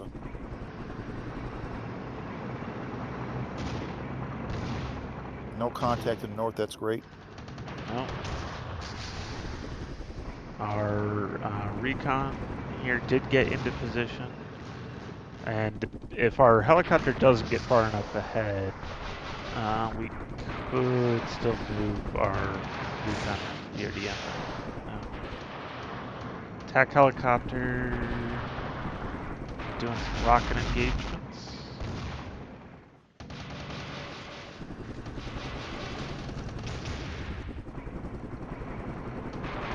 There we go, there's the last of those tanks.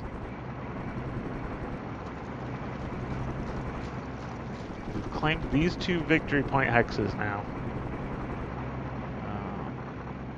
Man, that is an artillery strike that did not need to happen.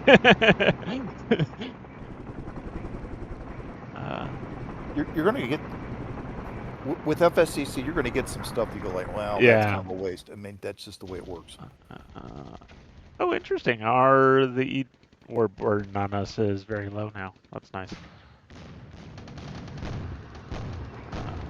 Our recon helicopter. Oh, I guess he fired some guns at the Bradleys here. So he's still got full rocket ammo. But, I mean, spotting that means that the artillery gets to make a strike, which is nice. Okay, cool. So, this is actually going better than I expected, honestly. You took out a lot of Abrams that turn. Yeah, yeah, I'm not. Let's take a look at the intelligence. I'm not sure the enemy has more than the Abrams attached to HQs left. Reported claims and kills. Scroll to the bottom. I've killed 10 tanks. 12, it's You got 13 or 14 in a company? There's 14 in a there's 14 in a company. Okay. So there's basically 2 in probably the platoon that's here in Otter, whatever. Right. Can't see the rest of the name. And the 2 that are in the HQ. And that's it. So that's good. In that case, so I want to take this guy. You are good to go ahead and move forward now. Because the tank company is in position, so you're clear to move forward. These guys are down to 32% ammo. They're out of ATGMs. The AT rockets are still really good. I kind of want to tell them to go rest. I can't read that. How many rockets you got? I think it was half load on each of them. All right, so yeah, they're both 7 out of 14. Most of the tanks are gone. Most of the tanks are gone. Right. So they're now a credible IFV killing platform still. Yes. So I think what I'm going to do is I'm going to have them head over, take a side swipe at this, and that'll also put them closer to the FARP. So they're gonna. I'm gonna zoom in a little bit here. Probably just here actually will be good. Bit of extra elevation never hurt anyone except for the enemy. So they'll go to there because where there's one platoon, there's likely to be more. Yeah. There's that town to the north. There's those 2 urban hexes there. Would be a good place to put a platoon each, maybe. Yeah. What I am confused about. Did I issue this guy's hunt orders in the wrong order? I don't know. See, okay, so they're in the right order. He should be going to this one first. Something about his hunt is having him fall back the way he came. Which inclines me to believe that is there something that we have an idea of might be over there? North of where he's currently at. So he is in 2514. So I'm looking for something north of 14. No, we don't have any idea. I don't know why he's pathing that way. How much ammo does he still have? They have not shot at anything. Interesting. Though I think those HE rockets are a little bit light for area. I mean, I feel like for area would be a threat to Bradley's. No? Maybe not a very good threat. Okay. What I do want to do, though, You're barraging that. That is not a worthwhile barrage for me to let you complete. So I think it's time to get these 3 batteries moving forward for our final assault here. What's your ammo state? Yeah, I do need to check that. But it's probably around 65, yeah. Okay, 65, 70. that's fine. They're still, and they don't have any smoke, so that's pure HE. So ample for what we Their need them readiness to is do. 100. They're in good shape. Yep. Yeah, So go ahead and push them forward. I think that's there. Yep, that's won't hit this town here, but I don't expect anything more than maybe an HQ unit to be in there, which I can clean up with direct fire. I don't need indirect fire necessarily. So, yep, you're gonna. Ooh, jeez, what did I do? Let's try that again. So you're gonna go to there and go to on call. Um, you are going to go to here and go to on call, and you are going to go to here and go to on call, and then these guys are HQ. What range do you need to maintain? 6 hex range. 1, 2, 3, 4, 5, 6. I can get to here. Or maybe I just put him up here. Yeah, let's do that. So, move hasty all the way to there. Little aggressive. You know what though? Like these guys got here and we've not seen any activity out of Urgersheim as yet, so I'm feeling okay about that.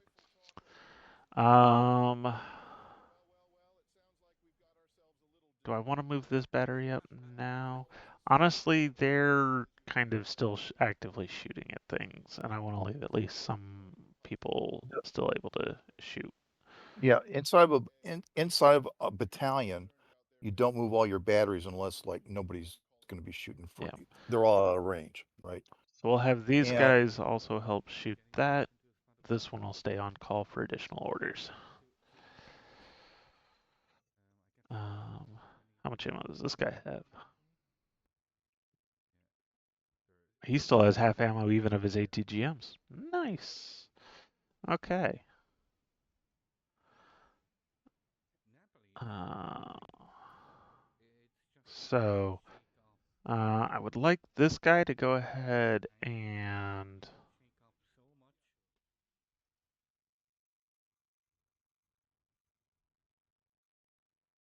start peeking his head forward.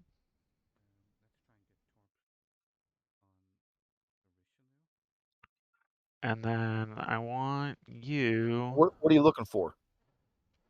the tank HQ section, and I wouldn't be surprised if one of the infantry companies might be over here as well. Okay, so how does that impact? How do apart from like trying to hunt down, kill every enemy unit, right? How Mm-hmm. does that contribute to your plan of seizing the other objectives? I Right, want, because you're pushing. The further you push, the deeper you push your. I mean, they've got air defense assets, right? right, yeah, So the further you push them, the yeah, close, probably in the rear area, right? And you got to worry about that. So I mean, you can go hunt stuff if you want to. Like, I want to swat every bug on the map. You can do that, but from the tactical, what do I got to do to seize all my objectives? How does that contribute? How does moving that helicopter unit along there, which is a pretty risky proposition? Because think about it, like you know, whatever remnants are left of that tank company team, 2 tank mm-hmm, platoons and a Bradley platoon. All right, so looking at the end state, what are they contributing to ownership of victory point locations? What's their impact on the battlefield? right, Right, you've decimated that company. They're not all dead, but that company is pretty much taken out of the picture.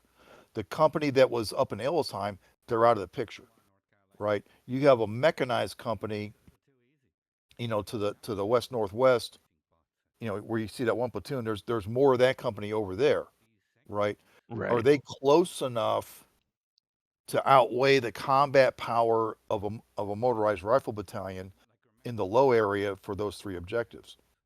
You need to push Right. your infantry down the Bundesstrasse, closer to that last objective, and then the guys coming in from the north sees the two objectives to the enemy rear, Right. because all their combat power is forward of that. They don't have anything back there to stop them. There's a platoon in reserve, but like, so what? A battalion will roll over a platoon. Probably want to have these guys actually go sneak out that objective and then fall back away from it.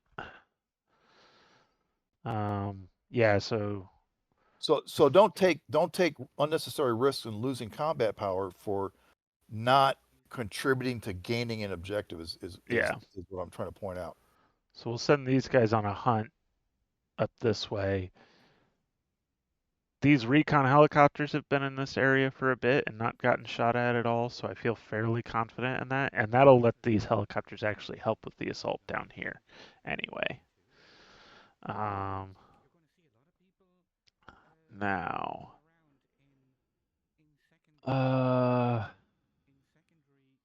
why are you just, you've outrun your infantry a bit. Rifles. Let's see. Mortars, you guys need to move up. Move hasty to, say, here. That would be good. And then, these guys have pretty much actually achieved their objective. All I really needed this rifle battalion to do was score these three. This one looks like it's going to be a free shot to just send this rifle company out and back. So that actually looks pretty good.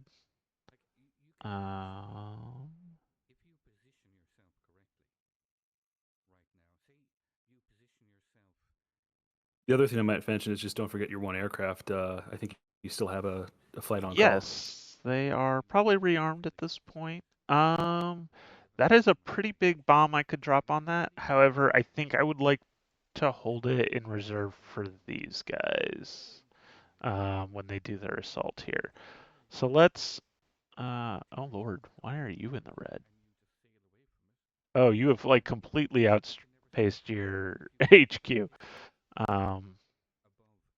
Where is that HQ? I think it arrived late and then I just ignored it.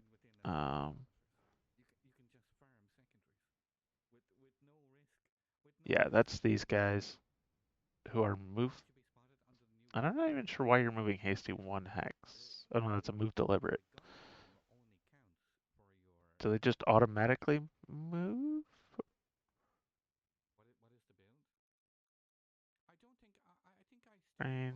Move deliberate. Sorry. Are they just moving per the SOP, maybe? I wonder if that's what's going on.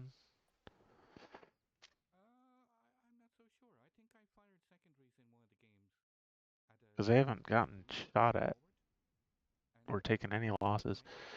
I don't know. Oh my lord, that's all that HQ range has? No wonder these guys are way out.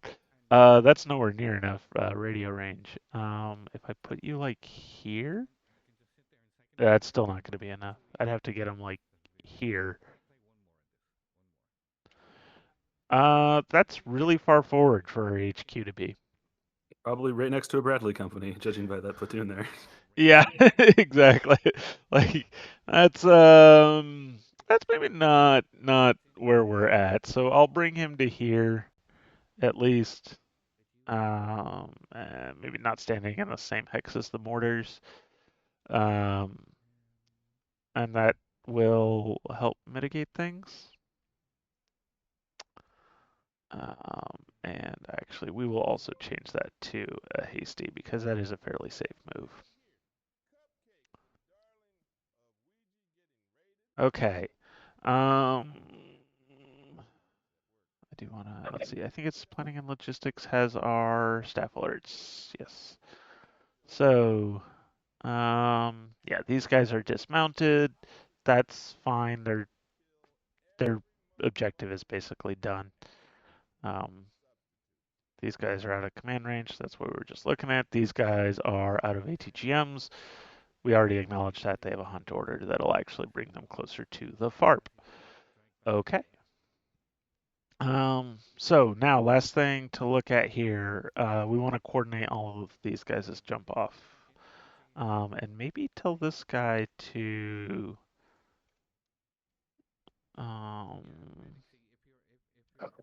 do some forward reconnaissance. Yeah, at this point, it doesn't matter that they spot you, or that they figure out you're coming. Your enemy figures out Yeah. you're coming that way. All his remaining combat power, except maybe a platoon held in reserve, is way forward, and the geometry is such that they can't get there in time to stop. Well, they should have 2 infantry companies, and we only have 1 platoon of the 2 infantry companies spotted, right? That's 4 Bradleys. No, okay. Look, you had one. You had What do we one got left? You had one company, 2 tank by one infantry to the east. You had another company that was 1 tank and 2 infantry in the vicinity of Illesheim. Yeah. So you have another company that's 3 Brad platoons.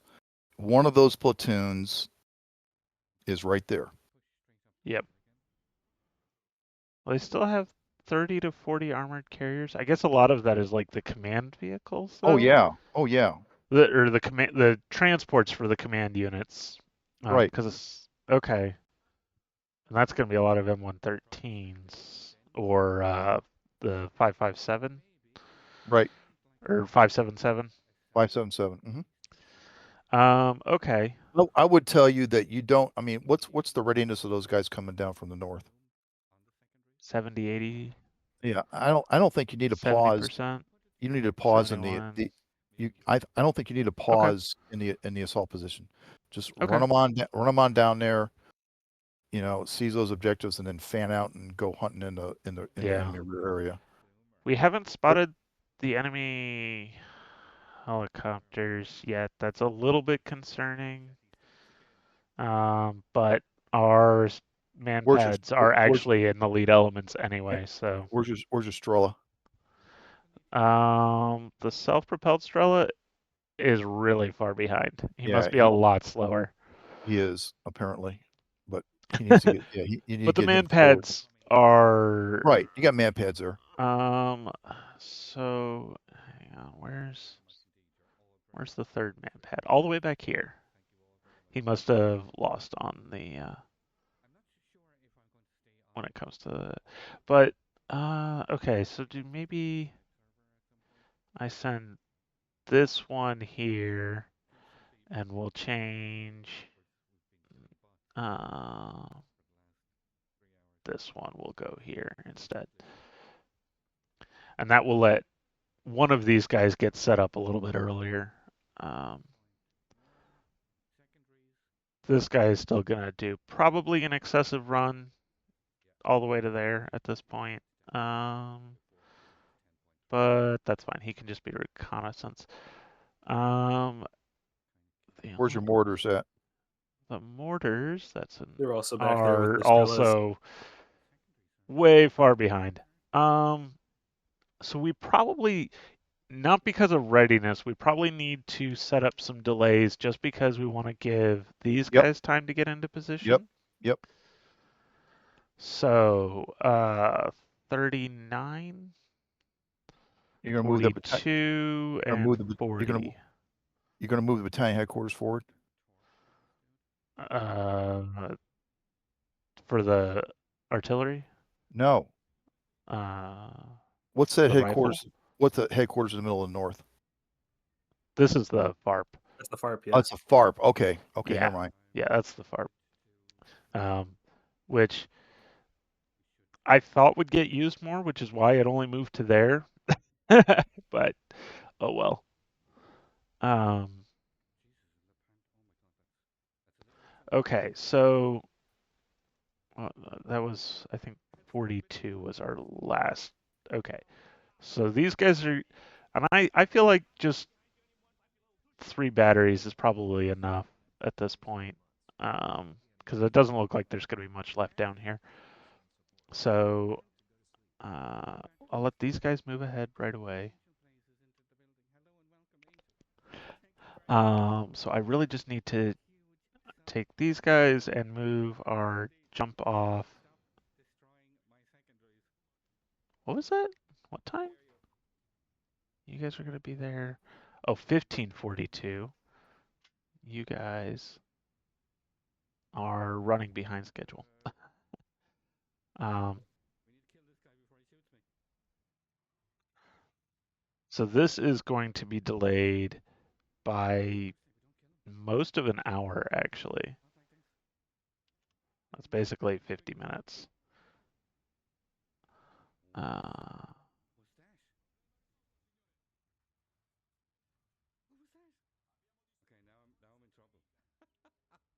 a 50-minute delay.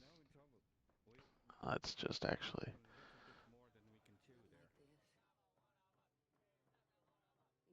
That's a 35-minute delay. 40 minutes. That's the HQ. They don't have to be in front. So I should just mention that we are 10 minutes over our 2-hour limit. However, there is nobody scheduled behind There is nobody us. after us, so yeah, we can. It's okay. See, this is flanking infantry march carried to its conclusion. Yep.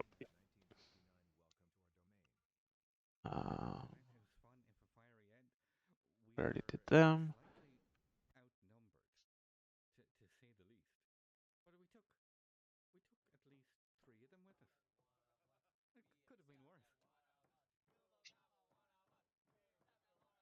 That's like 43 minutes. Oops. Helps if I'm actually in the text field.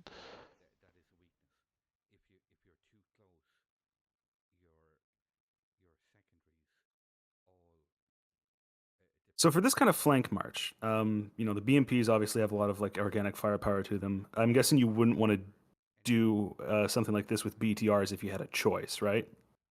Ugh, no, because they're not defenseless, but they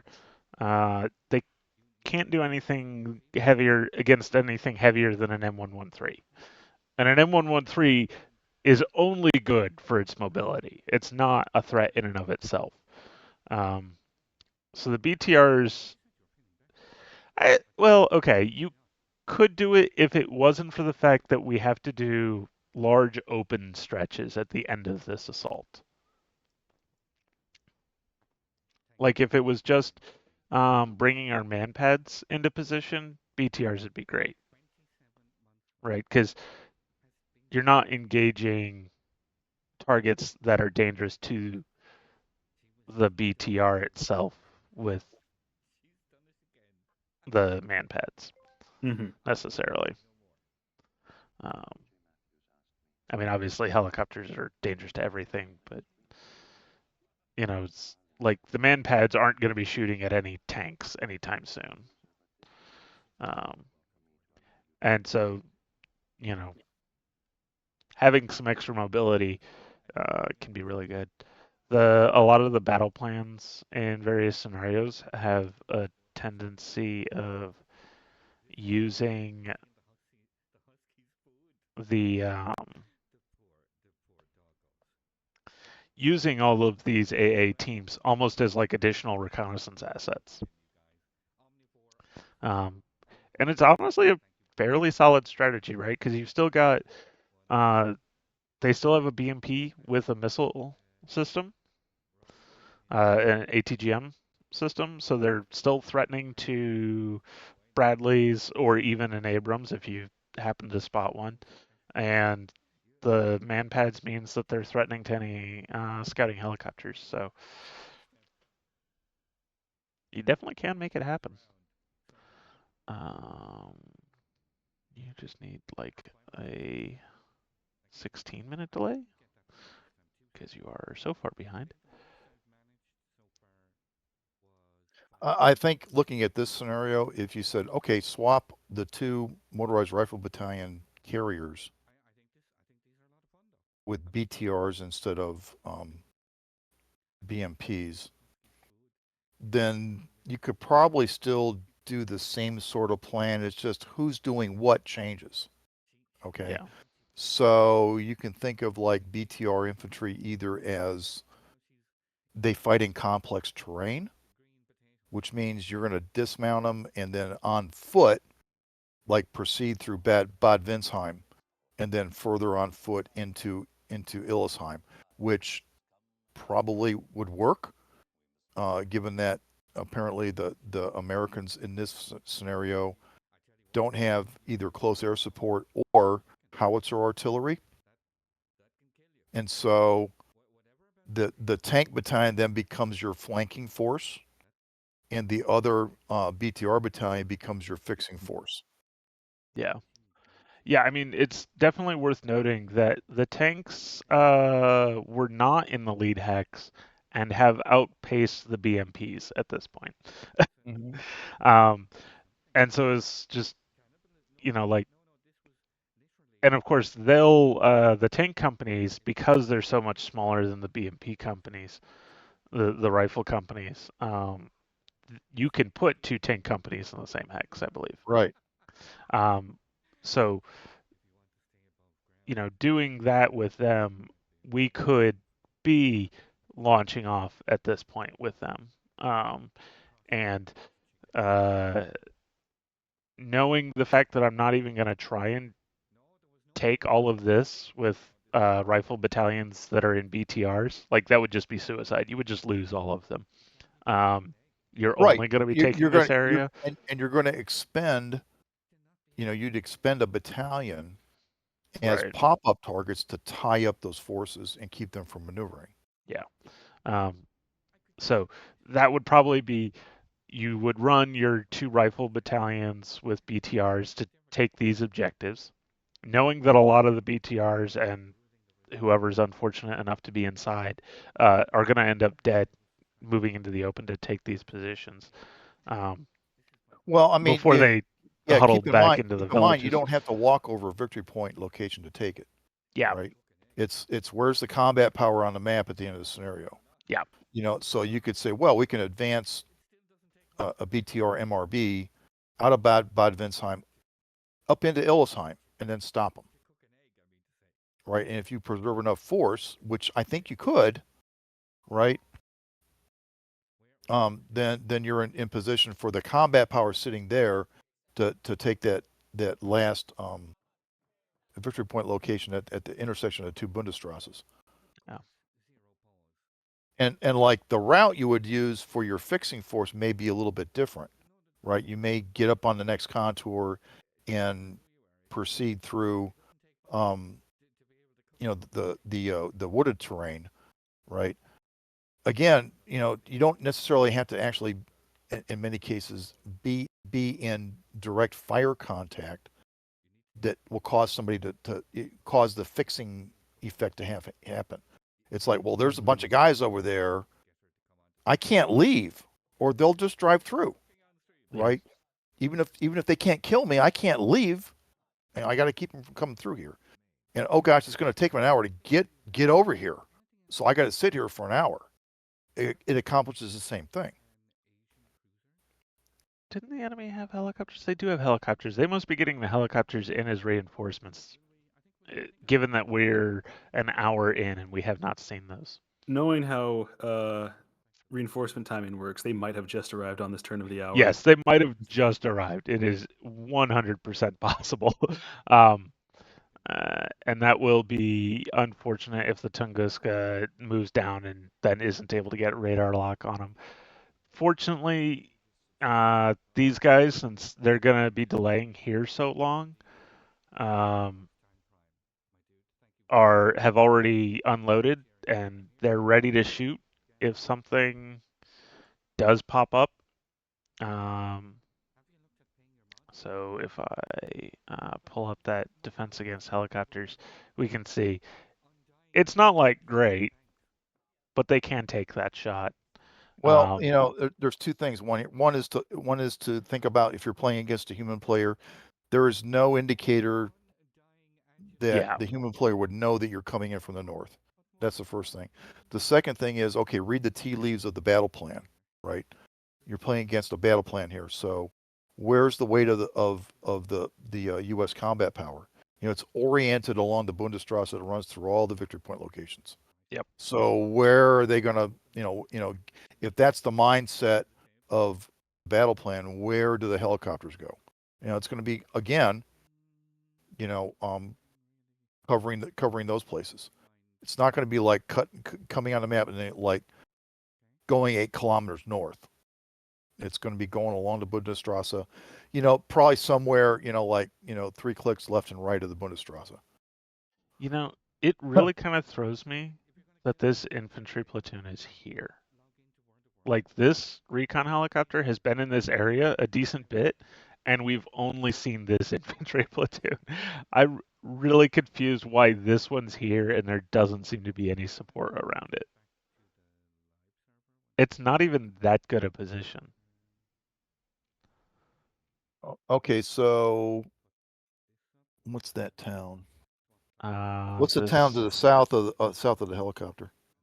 this is Buchheim. Yeah, This is Schwebheim. yeah. Hard to tell under the craters. Yeah, nobody's gotten where they can see eyes on that. The helicopter I think did come over here earlier, and we didn't see anything. These guys can see the town, but not into it. Mm-hmm.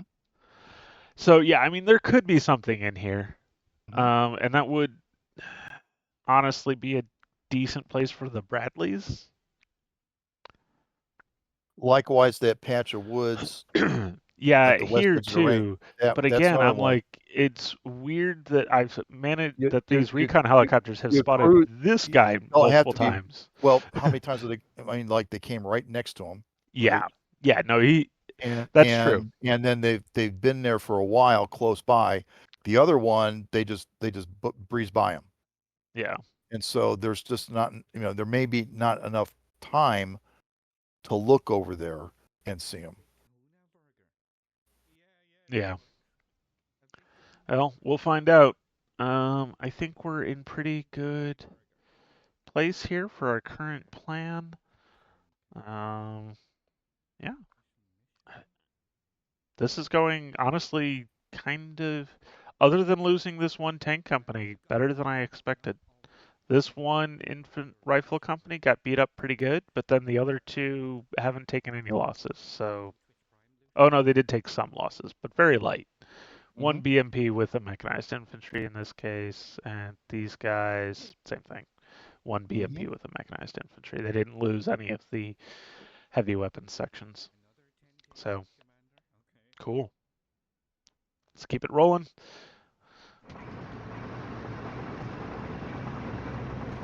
Hey, as soon as the recon unit moves, the tanks are able to get eyes on him. Do we kill one of those tanks? We got one of them. We did. Nice. You get the other one? Miss? Nope. Oh no, we Whoa. lost our recon. That's unfortunate. Tank helicopter. And we did finally spot the enemy helicopters. At least 2 of them, anyway.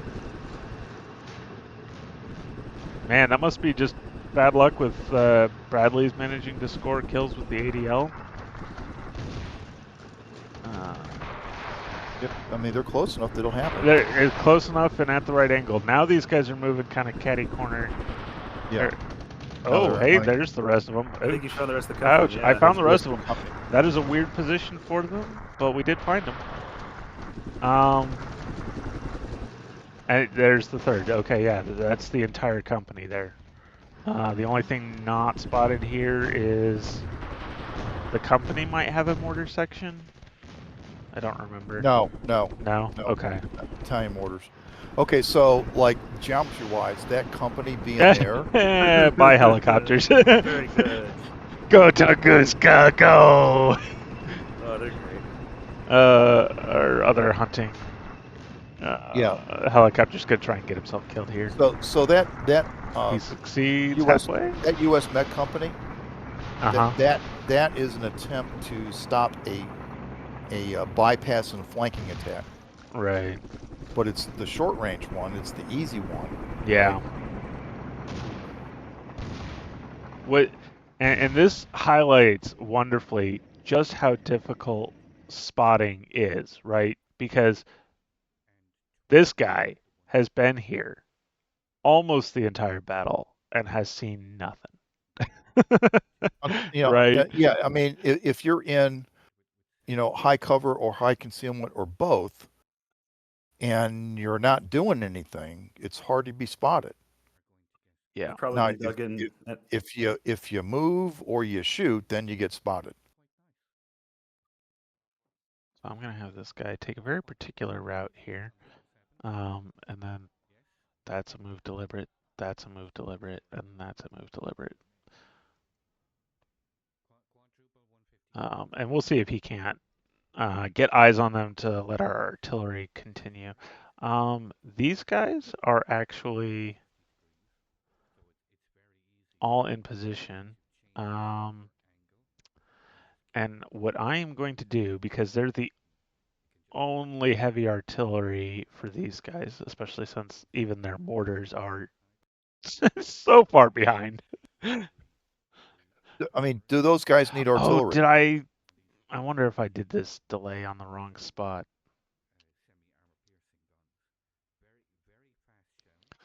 Um, do they need artillery? Uh, You've accounted for all the anti-armor systems except for one Bradley platoon, and that would be with the company that's to the south. no, there's all three Bradley platoons are in these three Ah, hexes. I'm talking about the company that had the 2 tank platoons.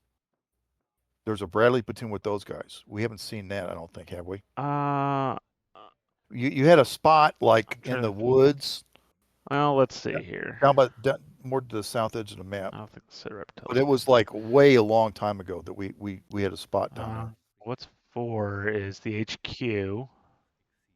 That was way over here. 2, oh hey, what we spotted over here that was just a Yeah. radar contact, that's actually the arty, the mortars. Okay. 3, yeah, there's 1 tank left here. Okay. So that town there, north of the mortars, begins with a B. It's like due west of the lead tank company. Then somewhere down to your lower right from there. Yeah, Borgbernheim. Yeah, I would template the Bradley platoon over in there between the mortars and the tanks. Yeah. What do we got? It's 30 to 40 APCs. This is 12 of them. So yeah, they've definitely got a chunk more somewhere. Let's see. Do they have a brigade? Do they have a 2311. brigade headquarters? Do you know? That I would guess. I mean, you take a Oh, platoon. this would probably just be a battalion headquarters, wouldn't it? I don't know. Could be the brigade head. Oh, Yeah. actually, a battalion headquarters is only like 4 subunits. It's Right. small. It's like, I think, 2 Abrams and 2 command vehicles. And maybe a Humvee. Yeah, I don't remember but and it's pretty a small for couple a of battalion. So yeah, this is probably actually the brigade headquarters. yeah. If that's a brigade, then we probably have at least a reinforced battalion, which means there's There's not enough tanks and Bradleys for that. well, if anything, we it's a have short enough battalion. armored carriers. You think? It could be. There could be another company. I mean, if you take APC/IFVs and tanks. Like it looks like you got one tank company. Question is, do you got 2 or 3 mech companies? There's Right. 5 M77s. So Oh, wait, hang on. 4 M1A1s where? 29, 26? 29, 26, 29, 26. I think that's you stale. killed, you killed those guys. Yeah. Yeah, I would say I think What, that's what I'm getting, stale. what I'm getting at They're is dead. whether U.S. wise, whether it's a tank battalion or a Bradley battalion, It's definitely you not a got tank battalion you because I think the, they've only got like the 3 tanks left. it's a battalion task force. It's a combination of the two. Yeah. But what I'm saying is that either way, no matter which combination of what kind of companies, the total line vehicle count, tanks and Brads, is 54. Right? You got Yeah. you got you got 14 per line company, and 2 more in the battalion headquarters. That's 54, right? And I don't think you got enough, especially Yeah. once you say, well, there's all there's 6 recon Brads. 30 to So I 40 infantry, but those would not be the HQ infantry. I think that would mesh with 2 companies of Bradleys and a company of tanks plus the recon troop, eh? Yeah, Yeah. that's my read on vehicle count and subunit count. So I think there is another infantry company that we have unaccounted I for. think they're probably in Bergbernheim. I think Quite possibly. I think there's a platoon there, right? I They think might be here, or they might be kind of scattered, like here, here, here, or something. I don't think you. No, I think what you had was 2 tank, 1 Brad in the south, and we haven't seen the Brad. You had 1 Yeah. tank and 2 Brad in Illisheim. That was just the scout company, though, or scout. Yeah, scout That was the company, cavalry scout troop, I believe. squadron. Yeah, the Cav Scout. So you That had was just Cavs. Cav Scout. You had scout platoon plus a tank platoon. Yeah, I think it was a tank platoon attached. I think it was the 3rd tank platoon from this tank company attached to the Cav Scouts. Bring up the claim count.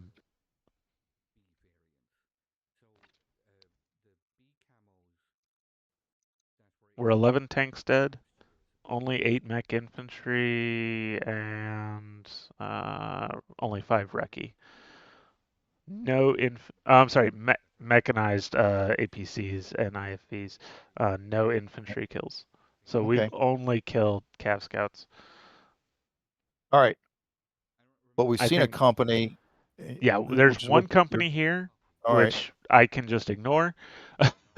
Okay, so Um, you got another company somewhere, and it's probably backed by those other 2 yeah, it could be like somewhere in there. Yeah. here, Okay. here would actually make a lot of sense. Probably 4 of those. Like this defense is There oriented could on the be one here. Bundesstraße. Getting this guy to here and not spotting anything is unfortunate. And not getting shot at. Not getting shot at is nice. I'll always like not getting shot at. Well, I mean that's a big indicator. Yeah. If they got Brads and you didn't get shot at, right? Kind of tells you there's no Brads in the area. Yep. Okay. So So I think your assault battalion is behind everybody. yes, I think they are. I think the worst I might see is an infantry company here in NC or up on this hill. Mm-hmm. But I don't think they're going to be there because they'd be forward of those objectives. Yeah. They'd be east of them. Do they have self-propelled anti-tank? They do have self-propelled anti-tank. That's a little more concerning in combination with the infantry company. That's probably in here somewhere. Do they attach those M113 tow vehicles to infantry companies? They Depends on when. probably do have them. I don't know that it's attached to the infantry company itself. It's probably just attached to the brigade. No, battalion. It would be a battalion asset. Oh, okay. I mean, way back when they did that. By the time you get to the late 80s, that notion had gone away. even when you still had an anti-armor company and it's an M113, when you get to the late 80s, it's like you may have a section in a company sector, right? But they're not really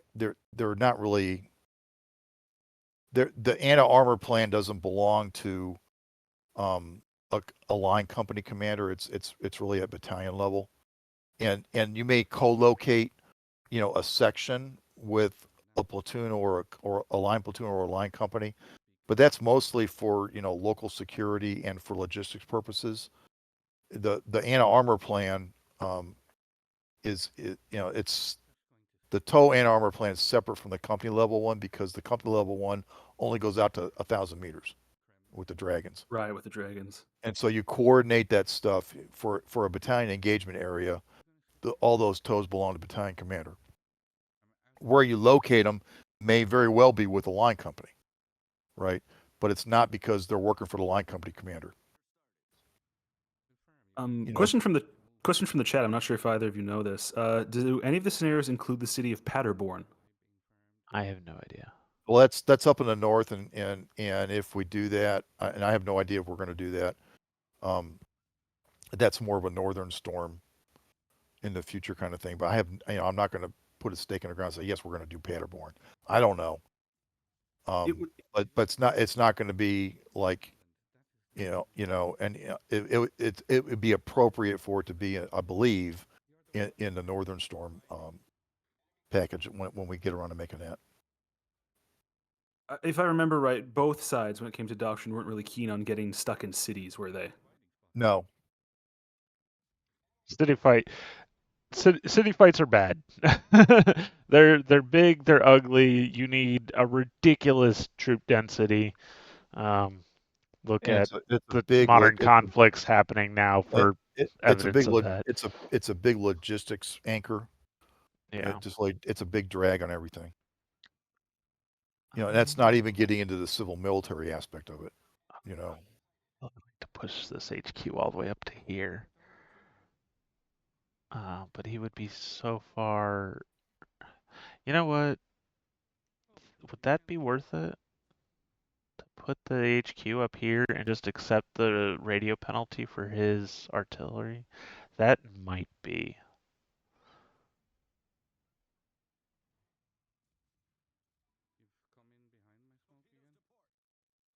I think I'm going to do that. I'm just going to accept that once he gets there, it's going to be a significant penalty. To give these guys orders. Actually, is it? What is your range? 6. Could I maybe work it out so that they stay within 6? 1, 2, 3, 4, 5, 6. I could maybe hide the artillery down here. They wouldn't actually be concealed. Does the enemy still have helicopters? Or did we shoot down all of them? We shot down all of them. They only had the 2. We shot them down. So actually being in the open here is not terribly threatening. Alright.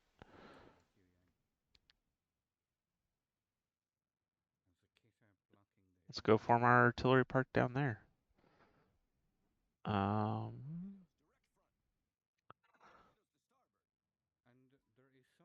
Yeah, the one city fight scenario I ever remember playing was, and it wasn't even a city; it was more of a town. Was an old one in Red Storm called Thin Tan Line,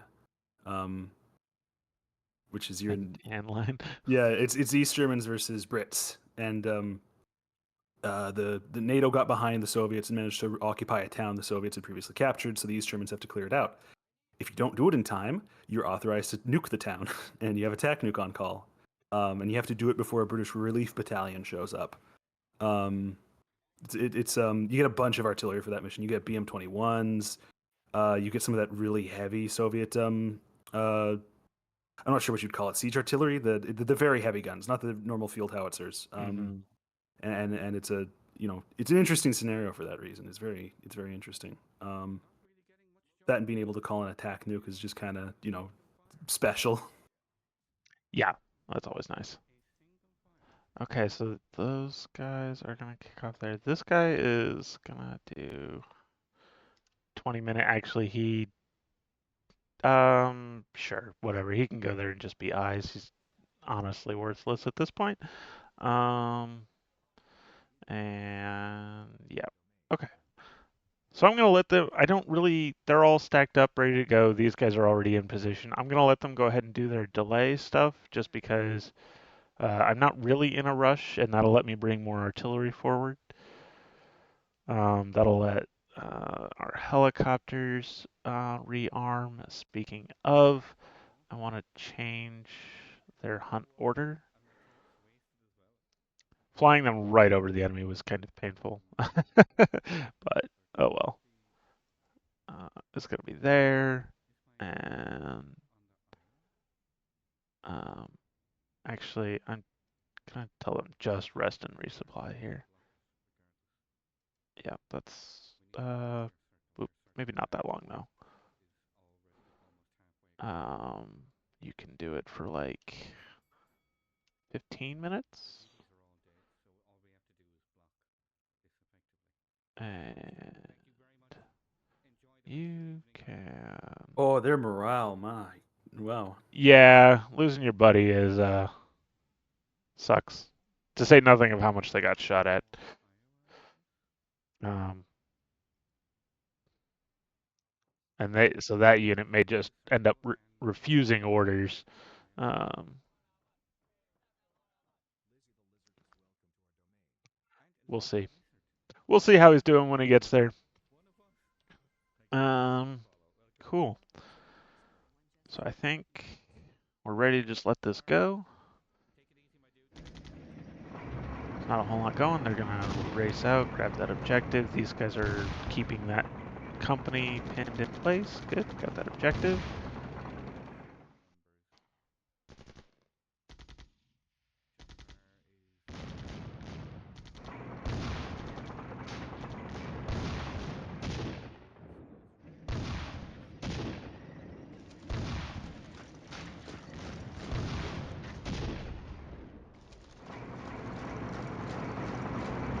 There we go. There's our other artillery moving forward.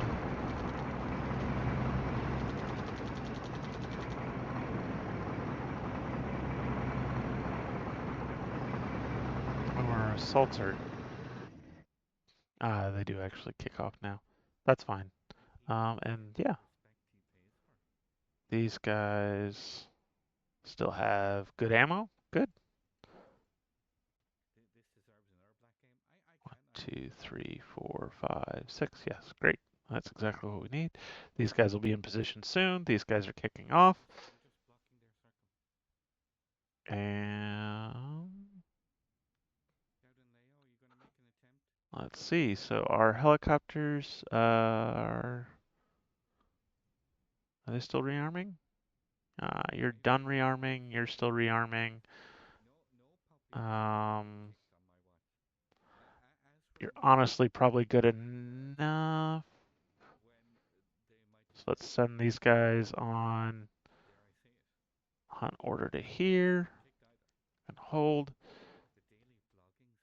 Yes, they're going to go around that infantry company. These guys, we will send them on a hunt order to here and hold. And away we go with our result.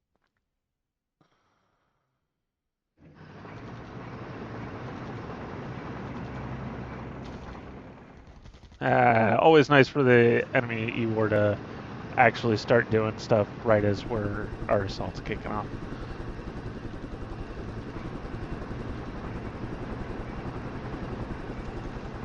Yeah, our other helicopter there refused orders. Ooh, getting shot at and shut down. Yep. Oh, did I? I thought I had these guys were kicking off now.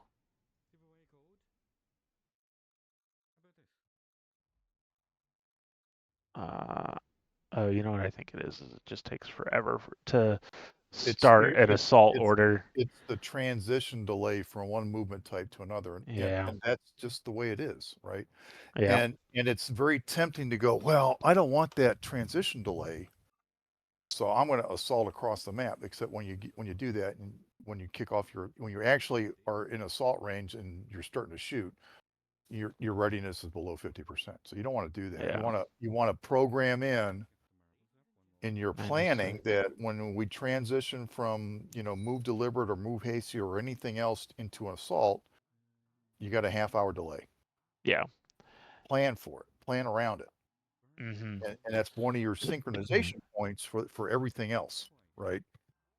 Yeah, and so if you're gonna assault, then when you get to where you begin to transition into assault, that's a really good time to either, reload your ammo on your howitzers or reposition your indirect fire assets to where they can shoot where you're going to be assaulting, or begin a prep.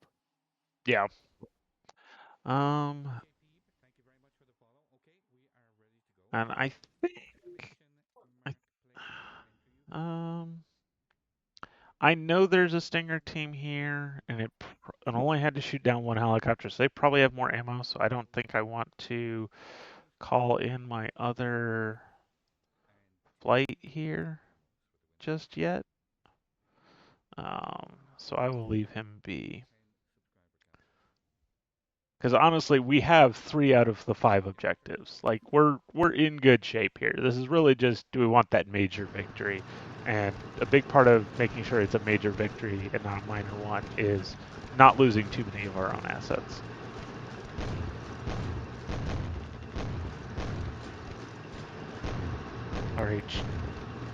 RHQ, I guess. Okay, there we go. Now everything's moving. Yeah, They're gonna. and you bring up a good point. I think it's kind of a false impression to think that, like, well, every time they attack, they don't care how many, the Warsaw attack doesn't care how many troops there is. The fact is, on a daily basis, you have, if you're starting off with, combat effective battalion, that's part of a combat effective regiment. You'd have initial objectives, and you'd have secondary objectives, and then you'd have objective of the day. And now those things kind of merge together. So the initial objectives are battalion level objectives. The secondary objectives are regimental objectives, so that they can say, so the regimental commander can go, it's fewer objectives, right? Right. And so then the regimental commander can go, okay, what do I got left for my first attack to put together to take the next objective? And then the objective of the day is division level objectives. And again, it's an aggregation or a funneling of remaining combat power. Do I have enough to take another objective that day? And now your depth of grabbing stuff gets really deep. Right. And so it behooves everybody participating, apart from individual survival, as far as mission accomplishment goes for the day, to preserve as much combat power as you can during each attack, each successive attack during a day. Mm-hmm. And you kind of see that in the U.S. campaign as released, in that you have some battles that are like back to back, and Yeah. that's what we're trying to model with that. Is that you're going to be in a fight, and not just one fight, and then we're going to have another fight in a couple of days. You're going to be fighting continuously, or almost continuously. Mm-hmm. Okay, so we have secured all of our objectives here. These guys are getting shelled, but it's just, the mortars. Like the enemy, I don't think has much left. They do. It's just you're Well, behind them. it's super out of position. You've taken them off the board by maneuver, right? Yeah, So they got, was it like 10, 12, somewhere around 10 self-propelled anti-tank, right? So they yeah, got some ITVs. What is that? That's a couple of platoons, right? And if it's 3, then it's a company's worth, which would be your 4th company, right? If you're talking about a 4-company battalion. yeah. But they wouldn't operate as a company, just like we really didn't operate the Warsaw Pact tank battalion as a battalion. We split a company off Right. and attached it to an MRB. So I would kind of. So But I there's want. stuff in between the two groups of Warsaw Pact forces. There's a bunch of combat power out there. It's not relevant, Yeah. right? So You know, speaking we've of, outmaneuvered them. I think I want to. I'm gonna do that thing I talked about earlier about using these manpad guys as basically additional reconnaissance elements. I'm gonna send them on a route forward, and to maybe see if I can't bring these tanks up behind the enemy, maybe catch these mortars. I think that if you want to secure the major victory, you don't come east of that masking terrain. Yeah, I think just stay here. Once you do that, you got 2 or 3 platoons of ATGM fighters against IFVs. That's not a winning proposition. See. So All what's right, maybe back? I'll just bring the tanks What up to here. what's back? What's back in the rear there somewhere? There's still headquarters HQ units stuff. back You there. got Yeah. HQs There's and HQs. you got a Okay, farm. okay, so we can You- have these guys Go, kind of. go hunt for the C2 and logistics guys, because that's the exploitation You phase. I here, mean, here. you're now in Warsaw Pact doctrine. This battalion, this MRB to the west, is now in a position to do exploitation. Yeah, And you don't exploitate back to the front line of troops. right. You exploit in the rear. Sure. So go Okay. exploit the rear. Yep, that makes sense. Okay, so we'll do that. Our one helicopter is probably super low morale and is just gonna chill for the rest of his life. We'll let him rest and resupply. And actually, oh, I can't because he's full ammo. 16% morale. He's slowly Just, recovering. just let him sit there. He'll recover some. But I mean, Yep. you know it's a high threat area to go back there. There's an AD unit back in there, right? And It's not AD. It's just the Bradleys, and going directly over them is bad for your health. okay, well you can expect there's like 1 or 2, maybe 3 Stinger teams out there, Yeah. right? And so Alright. you don't want to fly the helicopters in the rear. Yeah. I mean, it's tempting. If nothing else, then they can rapidly, Yeah. survey that area, but it's dangerous for them, and they're high value things. And you're wanting to get that maximum victory, and you got 3 hours, 2.5 hours. Two and a half You hours. got plenty of time to drive. Yeah, we're Just not in like any rush. put the battalion online, sweep back through there, and you'll kill a bunch of stuff that's back there. Yep. Especially because I have lots of artillery ammo, and all of the artillery is now in position.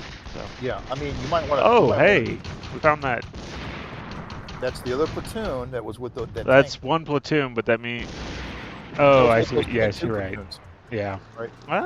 A good chunk of it there. That's 3 dead infantry subunits and 2 dead Bradleys. Yeah. Ooh, So I that's wonder if it's dismounted then. That would be nice. Um, Unfortunately, that does mean that our recon won't be able to get all the way to the mortars. But that's okay. Hey, we got eyes on these guys again. That's nice. who's that? This I think. Oh, it's the FARP. Uh-huh. Nice. All right, we're just gonna hit proceed and.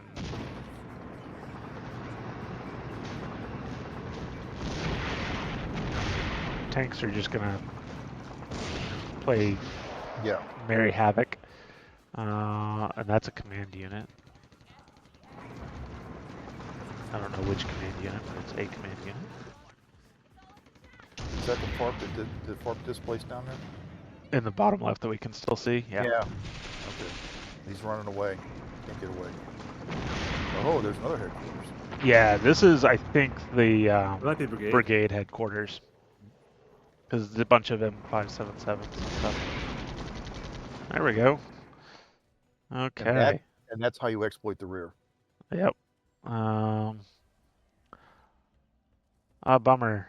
This guy got up here I was kind of hoping he would actually be able to ID these Bradleys in these villages. That's fine. You know what I might do? Let's see, how much ammo you guys got? Oh, you got plenty. We're just gonna order some more. Just keep hammering those guys, and when they get Yep, tired of it, they'll move. Then they'll get spotted. yep. Flush them out with artillery. That's what we're gonna do. So since this is a bit of an infantry-centric episode, Jeff, I do have a question about small arms in this game. Yeah. Is there really modeled like a big practical difference between, like, let's go to the minutia, right? Battle rifles and assault rifles. Because I've noticed the G3 like punches out to 500, and like the AK-74 punches out to 400. It's pretty granular at this scale, but is there really a meaningful difference? Not really. No, I mean they're both in-hex weapons. Mhm. You know, really, you start to see differentiation between grades of machine guns, right? Mhm. So you got you got your light machine guns, like M249 saw. Then you got your medium machine guns, like the 762 category. Then you got your heavies, which are like 50 cal, 12.7, 14.5. And the big thing is, like, how far can they reach? And your light machine guns will go out to 1 hex, your mediums will go out to 2, your heavies will go out to 3, maybe 4 against personnel. And one of the things that I learned, both as a troop and then doing gunnery modeling in the game is, like, when the Americans go to the J series MTO&E, which came about like around 1990, 1991.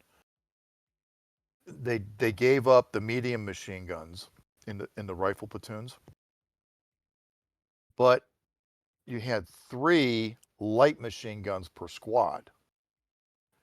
And my goodness, trying to do a dismounted assault against those things is like it's not it, you need a lot of obscuration, you need a lot of indirect fire suppression to make it work, because there's just, like, too much. Oh, And, shoot.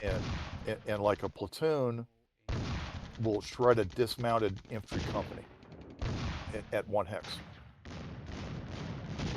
So we do model that, but again, because of the scale of the hexes, you don't see a whole lot of difference between an assault rifle versus a battle rifle. So whether they got M14s or SKSs or AK-47s or AKMs or AK-74s or Ouch. M16s, all that stuff is pretty much the same. It's like way inside the boundaries of a hex. Mhm. And so and the target effect is about the same. A rifle bullet against a human, at a couple hundred meters, doesn't really matter. And as long as you're in the hex, then, well, okay, that it's all the same. We don't try and, in order for us to say, well, there's a difference between a 300-meter rifle and a 600 or a 500-meter rifle. There's a you start to get into, like, well, how far is this subunit from that subunit? And unless we're just going to do it stochastically and roll dice, and then you still get, like, well, one guy was, like, this one squad was engaged, but the rest of the company isn't. It starts to fall apart, and it gives you results that don't seem reasonable. Gotcha. They're just random.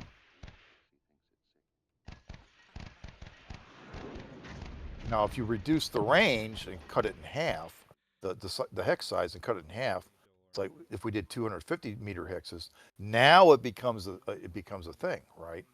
Now you got, like, well, some rifles are in hex only, as other rifles you can go out to an adjacent hex, and that could be meaningful. The only thing is, though, that now we have a hex limit. How many hexes wide, how many hexes tall can a map be? Mhm. And that doesn't work then at the scale of the game that we want to do for command and size of units and the range bands of the weapons involved. Yeah, Z-Dog couldn't have done that flanking movement because that section of the map would not be there. You Right. can't do that grand tactical kind of maneuver Right. there. Right. It's hard to do. Yeah.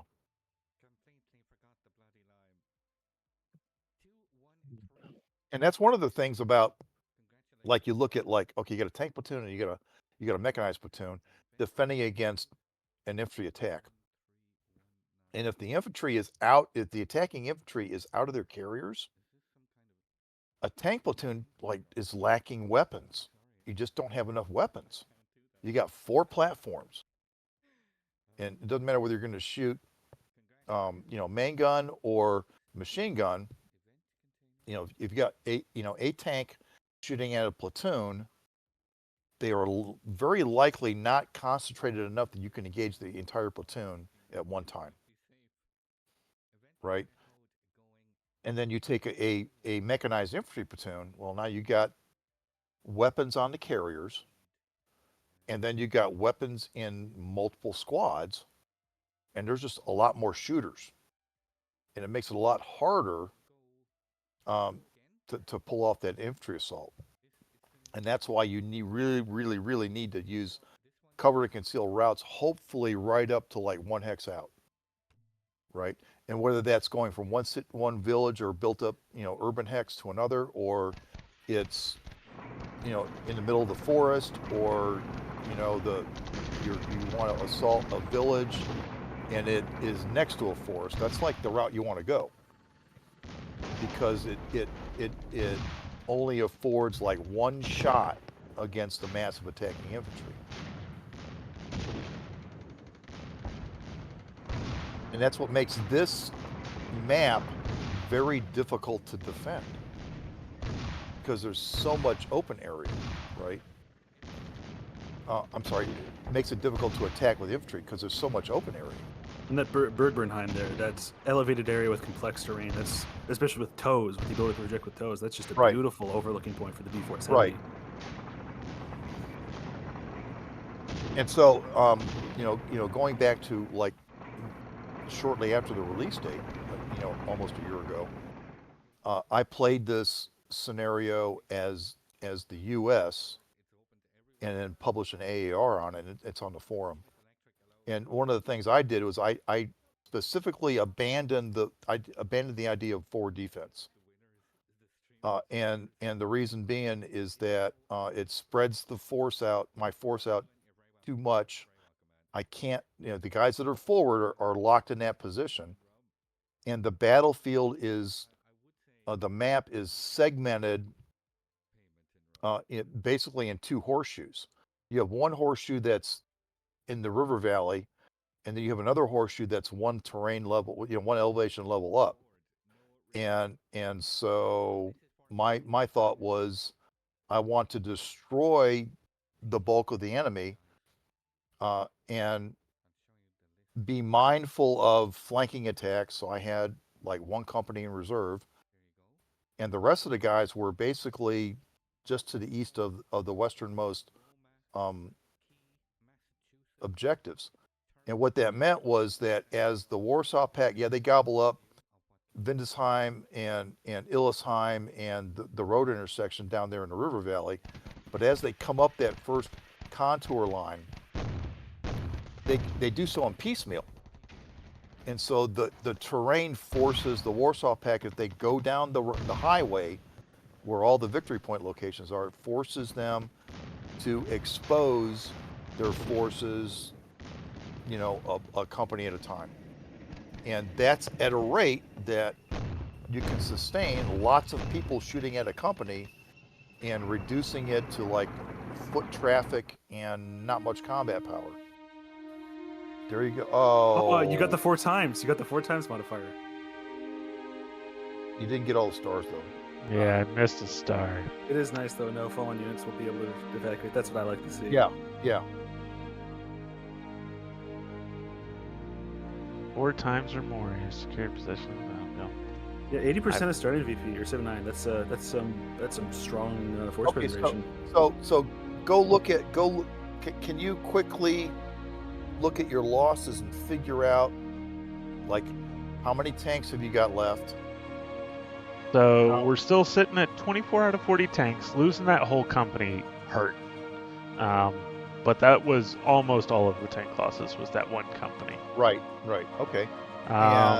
And APCs? APCs were still 64 out of 86. Again, it's almost this one company. The enemy mortars managed to do pretty good work on this unit here. Wow, which was spotted by the Manpad team in the open. Are you kidding? You never know. Some infantry in high grass, hard to spot. Well, I know, but like they've even got the Jeep, and we drove through this hex with like all three of these companies. Yes, they still have a Jeep. They still have it. Like, oh, Okay, and look at this. I like this too. How many? Rifle slots you have? We're still 71 out of 82. Okay, it's not that bad. So you're looking at you're well above 70% of your party combat power. That means that like you're ready, you're fully mission capable for your next mission. That's a huge thing. Yeah, I mean, our worst casualties is the helicopters. We lost all but one of them. Yeah, that was the senior team, and then flying that Bradley company. And that's just a matter of. I got a question for you, Kevin. I purposely kept silent about this during the battle. So you had initial missions for your close air. And you had follow-on missions, but I didn't see them. I didn't see casualties. No, I don't think they ended up doing. And much. They just kind of fell off the edge of the table, I think. I mean, so I forgot that they withdraw after a certain point in this scenario. So one of them on its second strike got hit and withdrew. It didn't die. Yeah, it withdrew on its own. Right. Okay. The second one, I was planning on using it to help strike stuff in this area, and then it withdrew right before I could use it. Just because it's so as a action player, time ran out. What do you think you need to do to keep from wasting an asset just because you forgot to give it orders? I mean, so I could definitely have left it in FSCC control. And that probably that definitely would have worked out here just fine. Yeah, look at the infantry company over here. But it's one of those I think where I used it was fine. It's hard to use fixed wing assets well, because it really requires having good vision on the enemy assets. What I noted was, I asked a few pointed questions here and there during your order cycle, like what's the ammo status on these artillery guys over here and those kind of things, and what's the readiness and whatnot.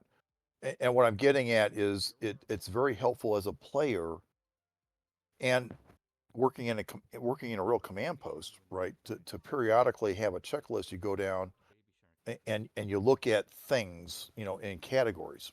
And professionally, as an American, we would call those things battlefield operating systems, right?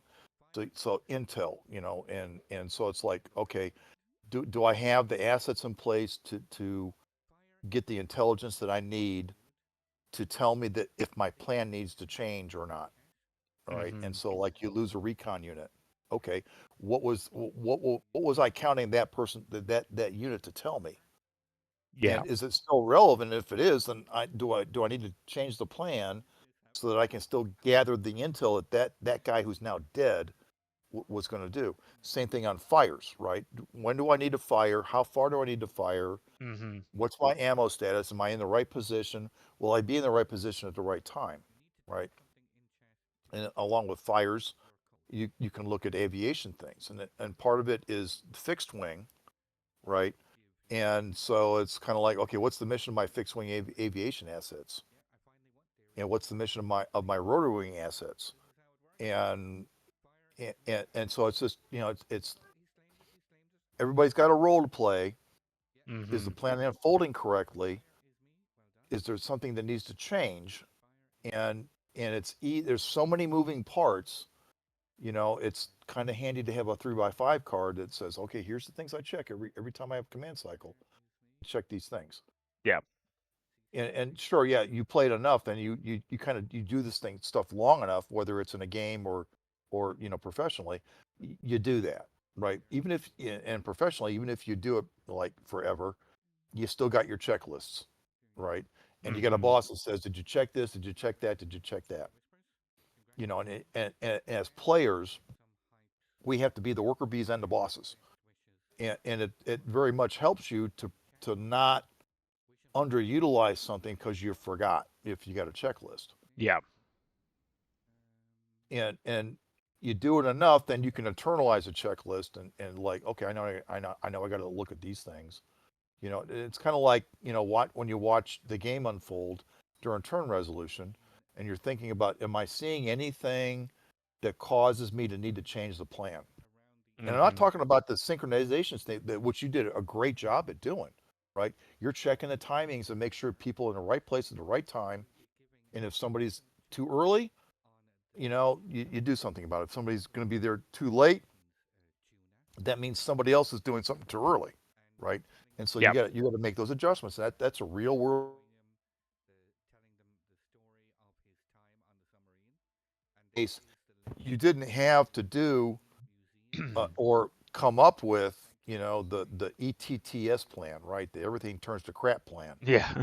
Right? Nothing turned to crap. Your plan worked, right? Yep. And there And were, that was very nice. you had to do some synchronization tweaks.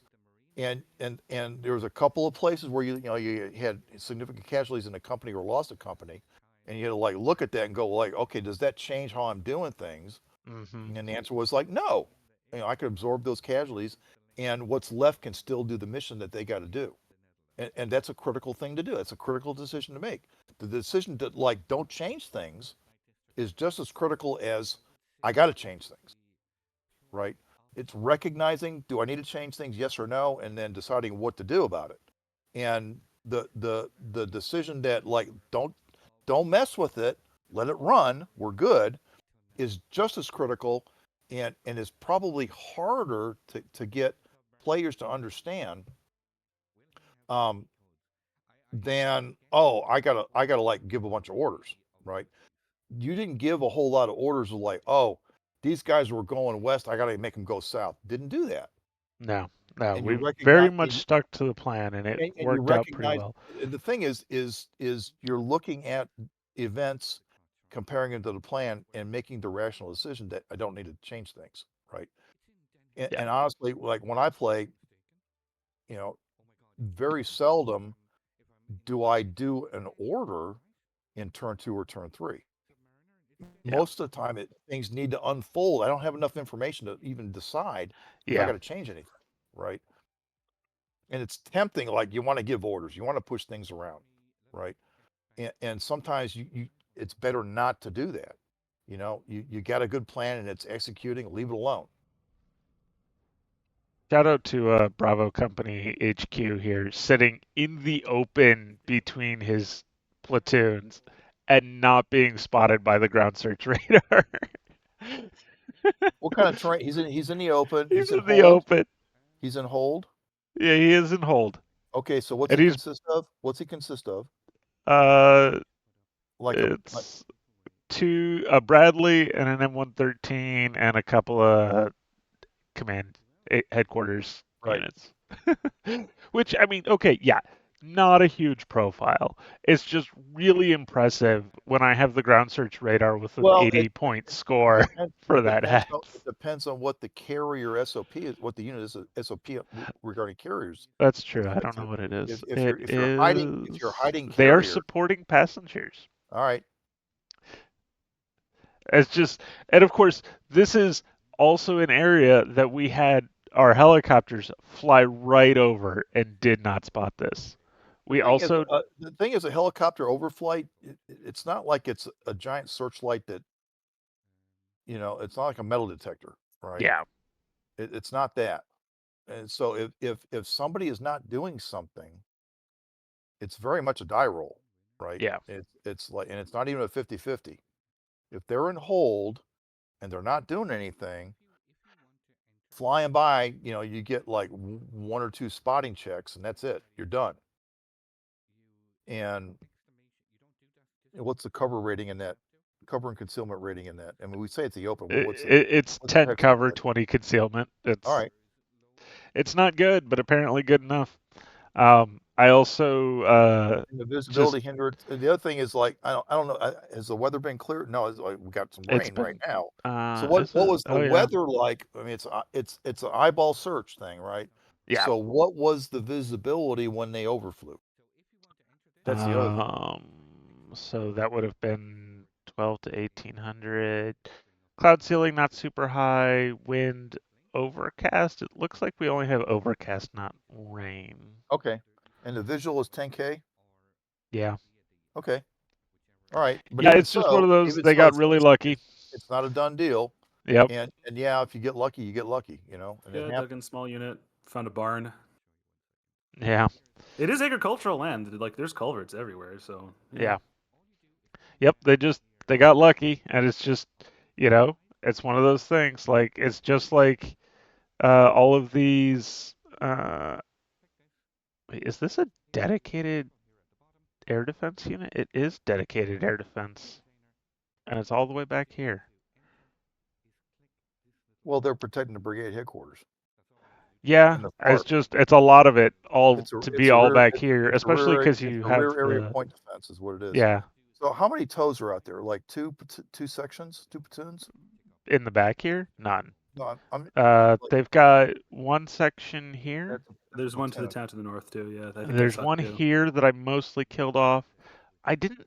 I haven't seen a third, so it Okay, might so have just been the two. you had Also, so what you had were two mech companies, a tank company, and they were task organized, right? yeah, So you had one pure mech company, you had a tank heavy company team and a mech heavy company team, and then two platoons of an anti-armor company. can I? Which is decent against a short regiment that only has two of its motorized rifle battalions. Yeah. It's Um, just that this is a case of like, okay, you beat the scenario designer on the battle plan. That's what this is. yeah. What the scenario designer Yeah, getting to kill all the squishy stuff and ignore all the crunchy stuff is well, always okay, the right way to okay, go. kill the unit dashboard. Okay, scroll north a little bit. Okay, so you see where that northern company is? Uh-huh. And so the read by the scenario designer when he made the battle plan was a flanking attack would come up that valley and then come up through that company and then loop around and attack. Yeah. And what he didn't do is have any recon assets really about the final attack axis. Yeah. All right, so if you look at like the outside range ring for that unit where it crosses the woods to the west, right? Yeah. Yeah, okay, follow that Bundesstraße, right around in there, right. Okay, so Hmm. if you watch there, Yeah, I mean, I that's a do feel better like defending that's a here better place that's a would better have place. met the same objective and would have potentially, if you go like here or here, Yeah, I like this better, honestly. yeah. It This covers town here, it covers both routes in, right? maybe not this town, but like No, but further to the here northwest. and, somewhere in here. I don't know. Like, it is honestly taking the It's like A7. well, it's like the scout platoon, right? They put Yeah, the whole scout platoon in the middle where like there's a whole bunch of objectives. So like, yeah, somebody's coming in there sometime. And you got a company in there, right? yeah. So do you really need to have those scouts over there, right? Yeah, and I tend to take the scouts and like split them apart. You know, like this section's going to look at this place, and this section's going to look at that place, and they're not adjacent, and they're not by any line companies. Yeah. You know, they're places where if I see somebody, I need to move a line company. What was this? This is a headquarters company. That's the mortars, isn't it? No, this is the headquarters Oh, for. that's battalion headquarters. Yeah. Yeah. I'm not sure which HQs it was. One of them was the FARP. I guess the other one's the brigade headquarters. That's battalion headquarters. It got Yeah, Bradley's, this right? is this is it should be the battalion with the Bradleys, Mm-hmm. and then the other one had um, Jeeps and stuff, Humvees rather. Um, The one that had a lot of 5.77s, that would be the brigade headquarters. we got kind of lucky that these M901s, the basically M113s with tow stocks, did not do anything. Were they just set to? Well, They were set to what medium range. I think they just didn't have quite the range because of their it's not that range you didn't go, profile. you didn't get into where they could shoot and see. Yeah. They were covering the Bundesstrasse when it got to the next terrain level out of the valley. Right. So this defense was oriented to jamming everybody down the Bundesstrasse with hedging a bet to moderate Protect the flanking. other Bundesstrasse. Well, yeah, I mean the tank heavy company that was to the east covered both the right right flanking attack, and also they could engage guys going down the Bundesstrasse. Yep. The guys to the north were like the thought there, looking at the geometry of things, is that was to prevent a left flank. Yeah. I have to admit, I think for the battle plan, it probably should have been this infantry company over here with the Cav Scouts over here. And I don't know, maybe, yeah. Battle plans don't have to follow player deployment. I think that would have been the better play. Let all these infantry platoons Yeah, if you're be in the gonna heavy terrain. if you're going to defend forward, put the mech pure in complex terrain. Yeah. Um, And put your cavalry in the open, you know what? or looking over the long sight lines there's in the nothing open. wrong with using a section or two, to the northwest, and they don't have to sit still to screen. Yeah. Right? You kind of look at like, okay, well, if they're coming this way, they're going to come here earlier in the battle. If they're not coming that way, then I got to worry about like the northern route, and it's going to take more time to get there. So I got, I can plan for that. Likewise, I want to get a good read if something's coming from the right flank. I want to get a good read on the force strength that's coming from the right flank, and then that gives you time to react to where is the main effort. Yeah. Not putting one of these Stinger teams up on this hill was, I think, a huge mistake. Like, if you want to defend the stuff back here, shoot it down before it gets there. I'm not sure why there wasn't a Stinger team up on this hill. I don't know either. Like, it's massive visibility against any, the large tank company and infantry company units. And it's huge air defense control. I don't know why there wasn't one here. There was one, I think, that tried to be on this hill, and I pushed it off. But yeah, that was the rear area point defense for the FARP and the brigade. Well, see, I don't like worrying about the FARP because the FARP has two Stinger teams embedded into it. Mm-hmm. So to me, that one is just weird. Yeah, see here, or this is also a good hex to put another Stinger team, and then you could still keep a Stinger team, back here if you want something over by your FARP and brigade headquarters. Or I like this hill too. Like, Stingers are great, but I don't know why you wouldn't put them on these hills. I guess just because they're kind of obvious locations to bombard. Mm-hmm. part of it too is like what threat are you protecting against, right? Yeah. So like the fixed wing stuff, essentially teleports in, right? Yeah.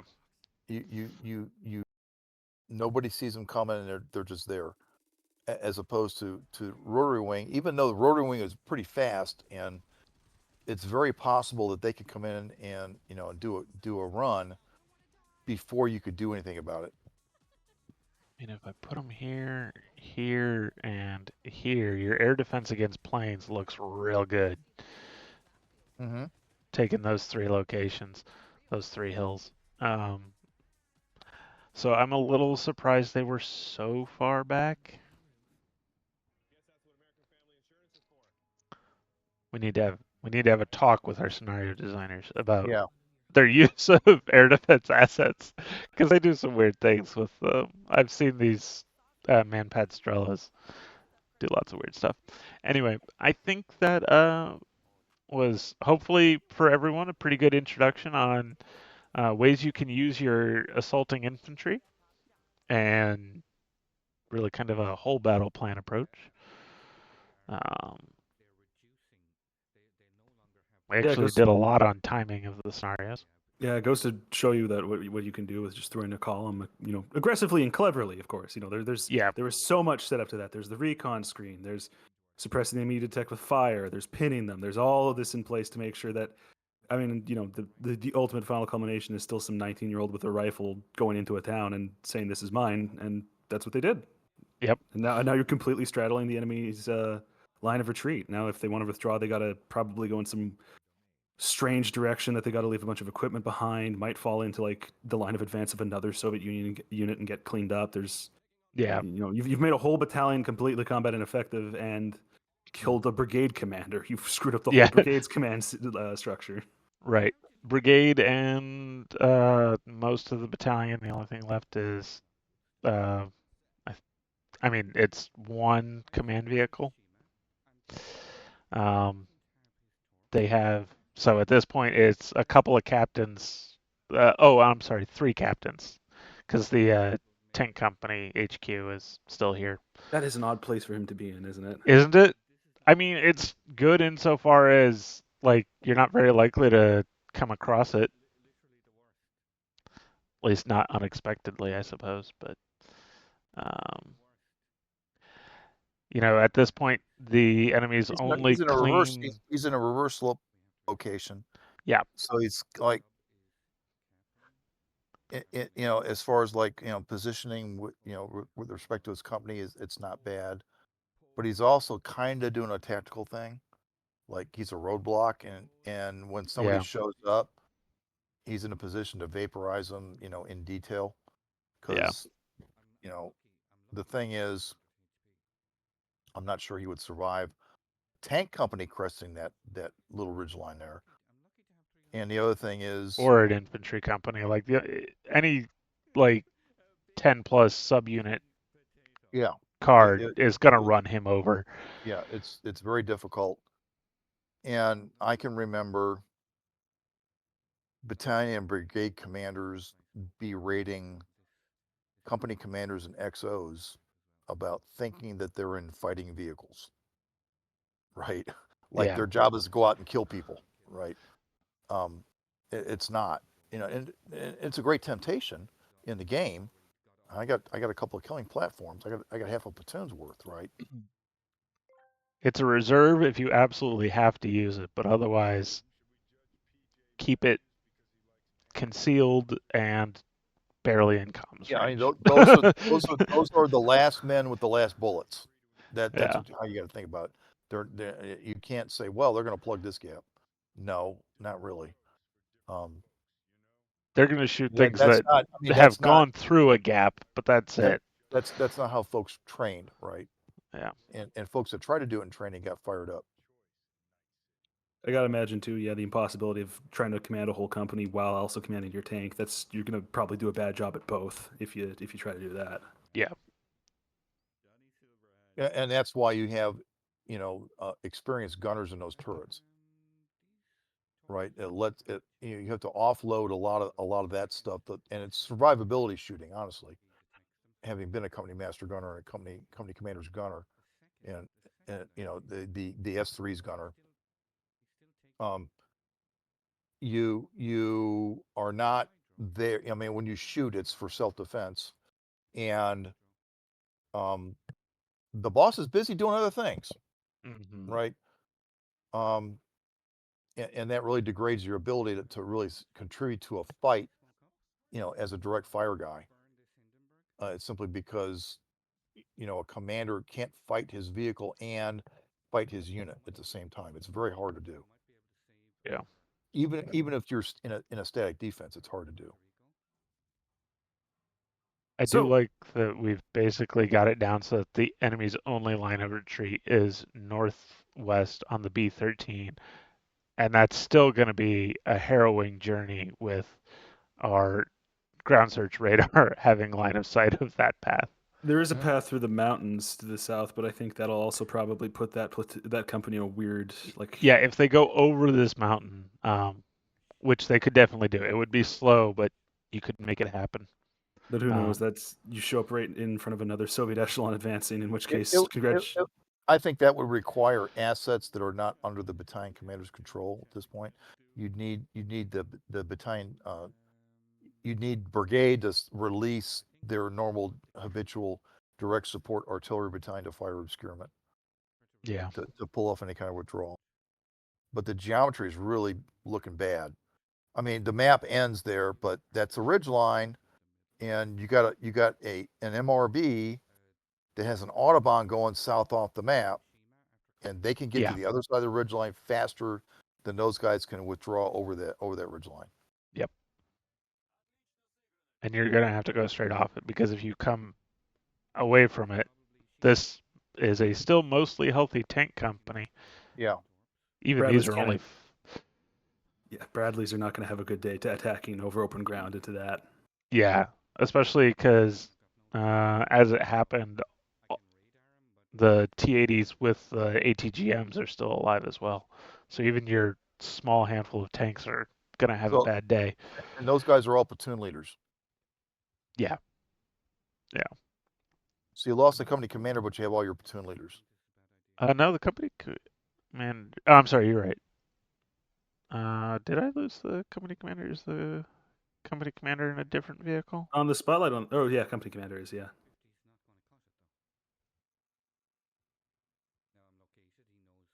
I would assume that's 3 platoon leaders and a company commander. But yeah, I think you're right. Yeah, you're right. Yeah. And the battalion got shot at, but didn't actually take any casualties.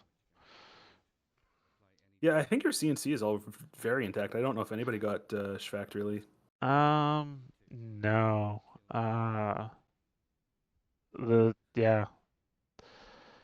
FARP did not take any casualties. Artillery HQs are good. Our recon HQ is good, which is more than he can say for his friends, who one unit is dead and the other one's dismounted. Notice, look at your average readiness too. Average readiness of 100 is actually really good. Yeah, because you were kind of just wrapping it up for the last 2 hours. Most units are static, so they're in good shape. So yeah. Yeah. Everyone was just kind of chilling. I think we're about an hour and a half longer than what we said we were going to do, but I don't see anybody complaining in chat, so I think we're all right. I think we're safe. Yeah. I think we can wrap this up. What do you guys think? I think so. Absolutely. My wife would like it if I did. So, everyone in chat, thanks for sticking around for an extra long stream. Hope it was fun and informative. That's what we aim with this tutorial series. Jeff, Kevin, always a pleasure to go through these scenarios with you guys. Yeah, likewise. Thank you. We will be saving the stream and we'll be uploading it on our YouTube channel probably within the next 2 weeks, I'm thinking, whenever we have a slot available. So if you missed the first half of the stream, you'll be able to catch it on our YouTube channel. And we're still on track to do these tutorial series monthly, so you can expect, God's willing, one next month as well. So are we announcing what that's going to be? I think it's fine to announce it. This was Mechanized Infantry. Next month we're going to be focusing a lot more on armor, so tanks. So this week it was very BMP centric, and so next month we're going to be talking about M1A1s and T80s. Haven't decided on the exact scenario yet, but I think we have a few ideas about what we could do. And so yeah, expect to see that next month. Don't worry, Yog Dog. If you're still here and watching, it'll be AMXs on your screen. All right. Thank you guys very much for joining. Thank you to all of you wonderful viewers. You have been excellent. And thank you for sticking around so long. I know we did go a little long. And I will see you guys still on Monday, where we'll finish up a French tank push. So that's it for today. And I'll see you guys next time. Signing everyone. off. Take care, everyone.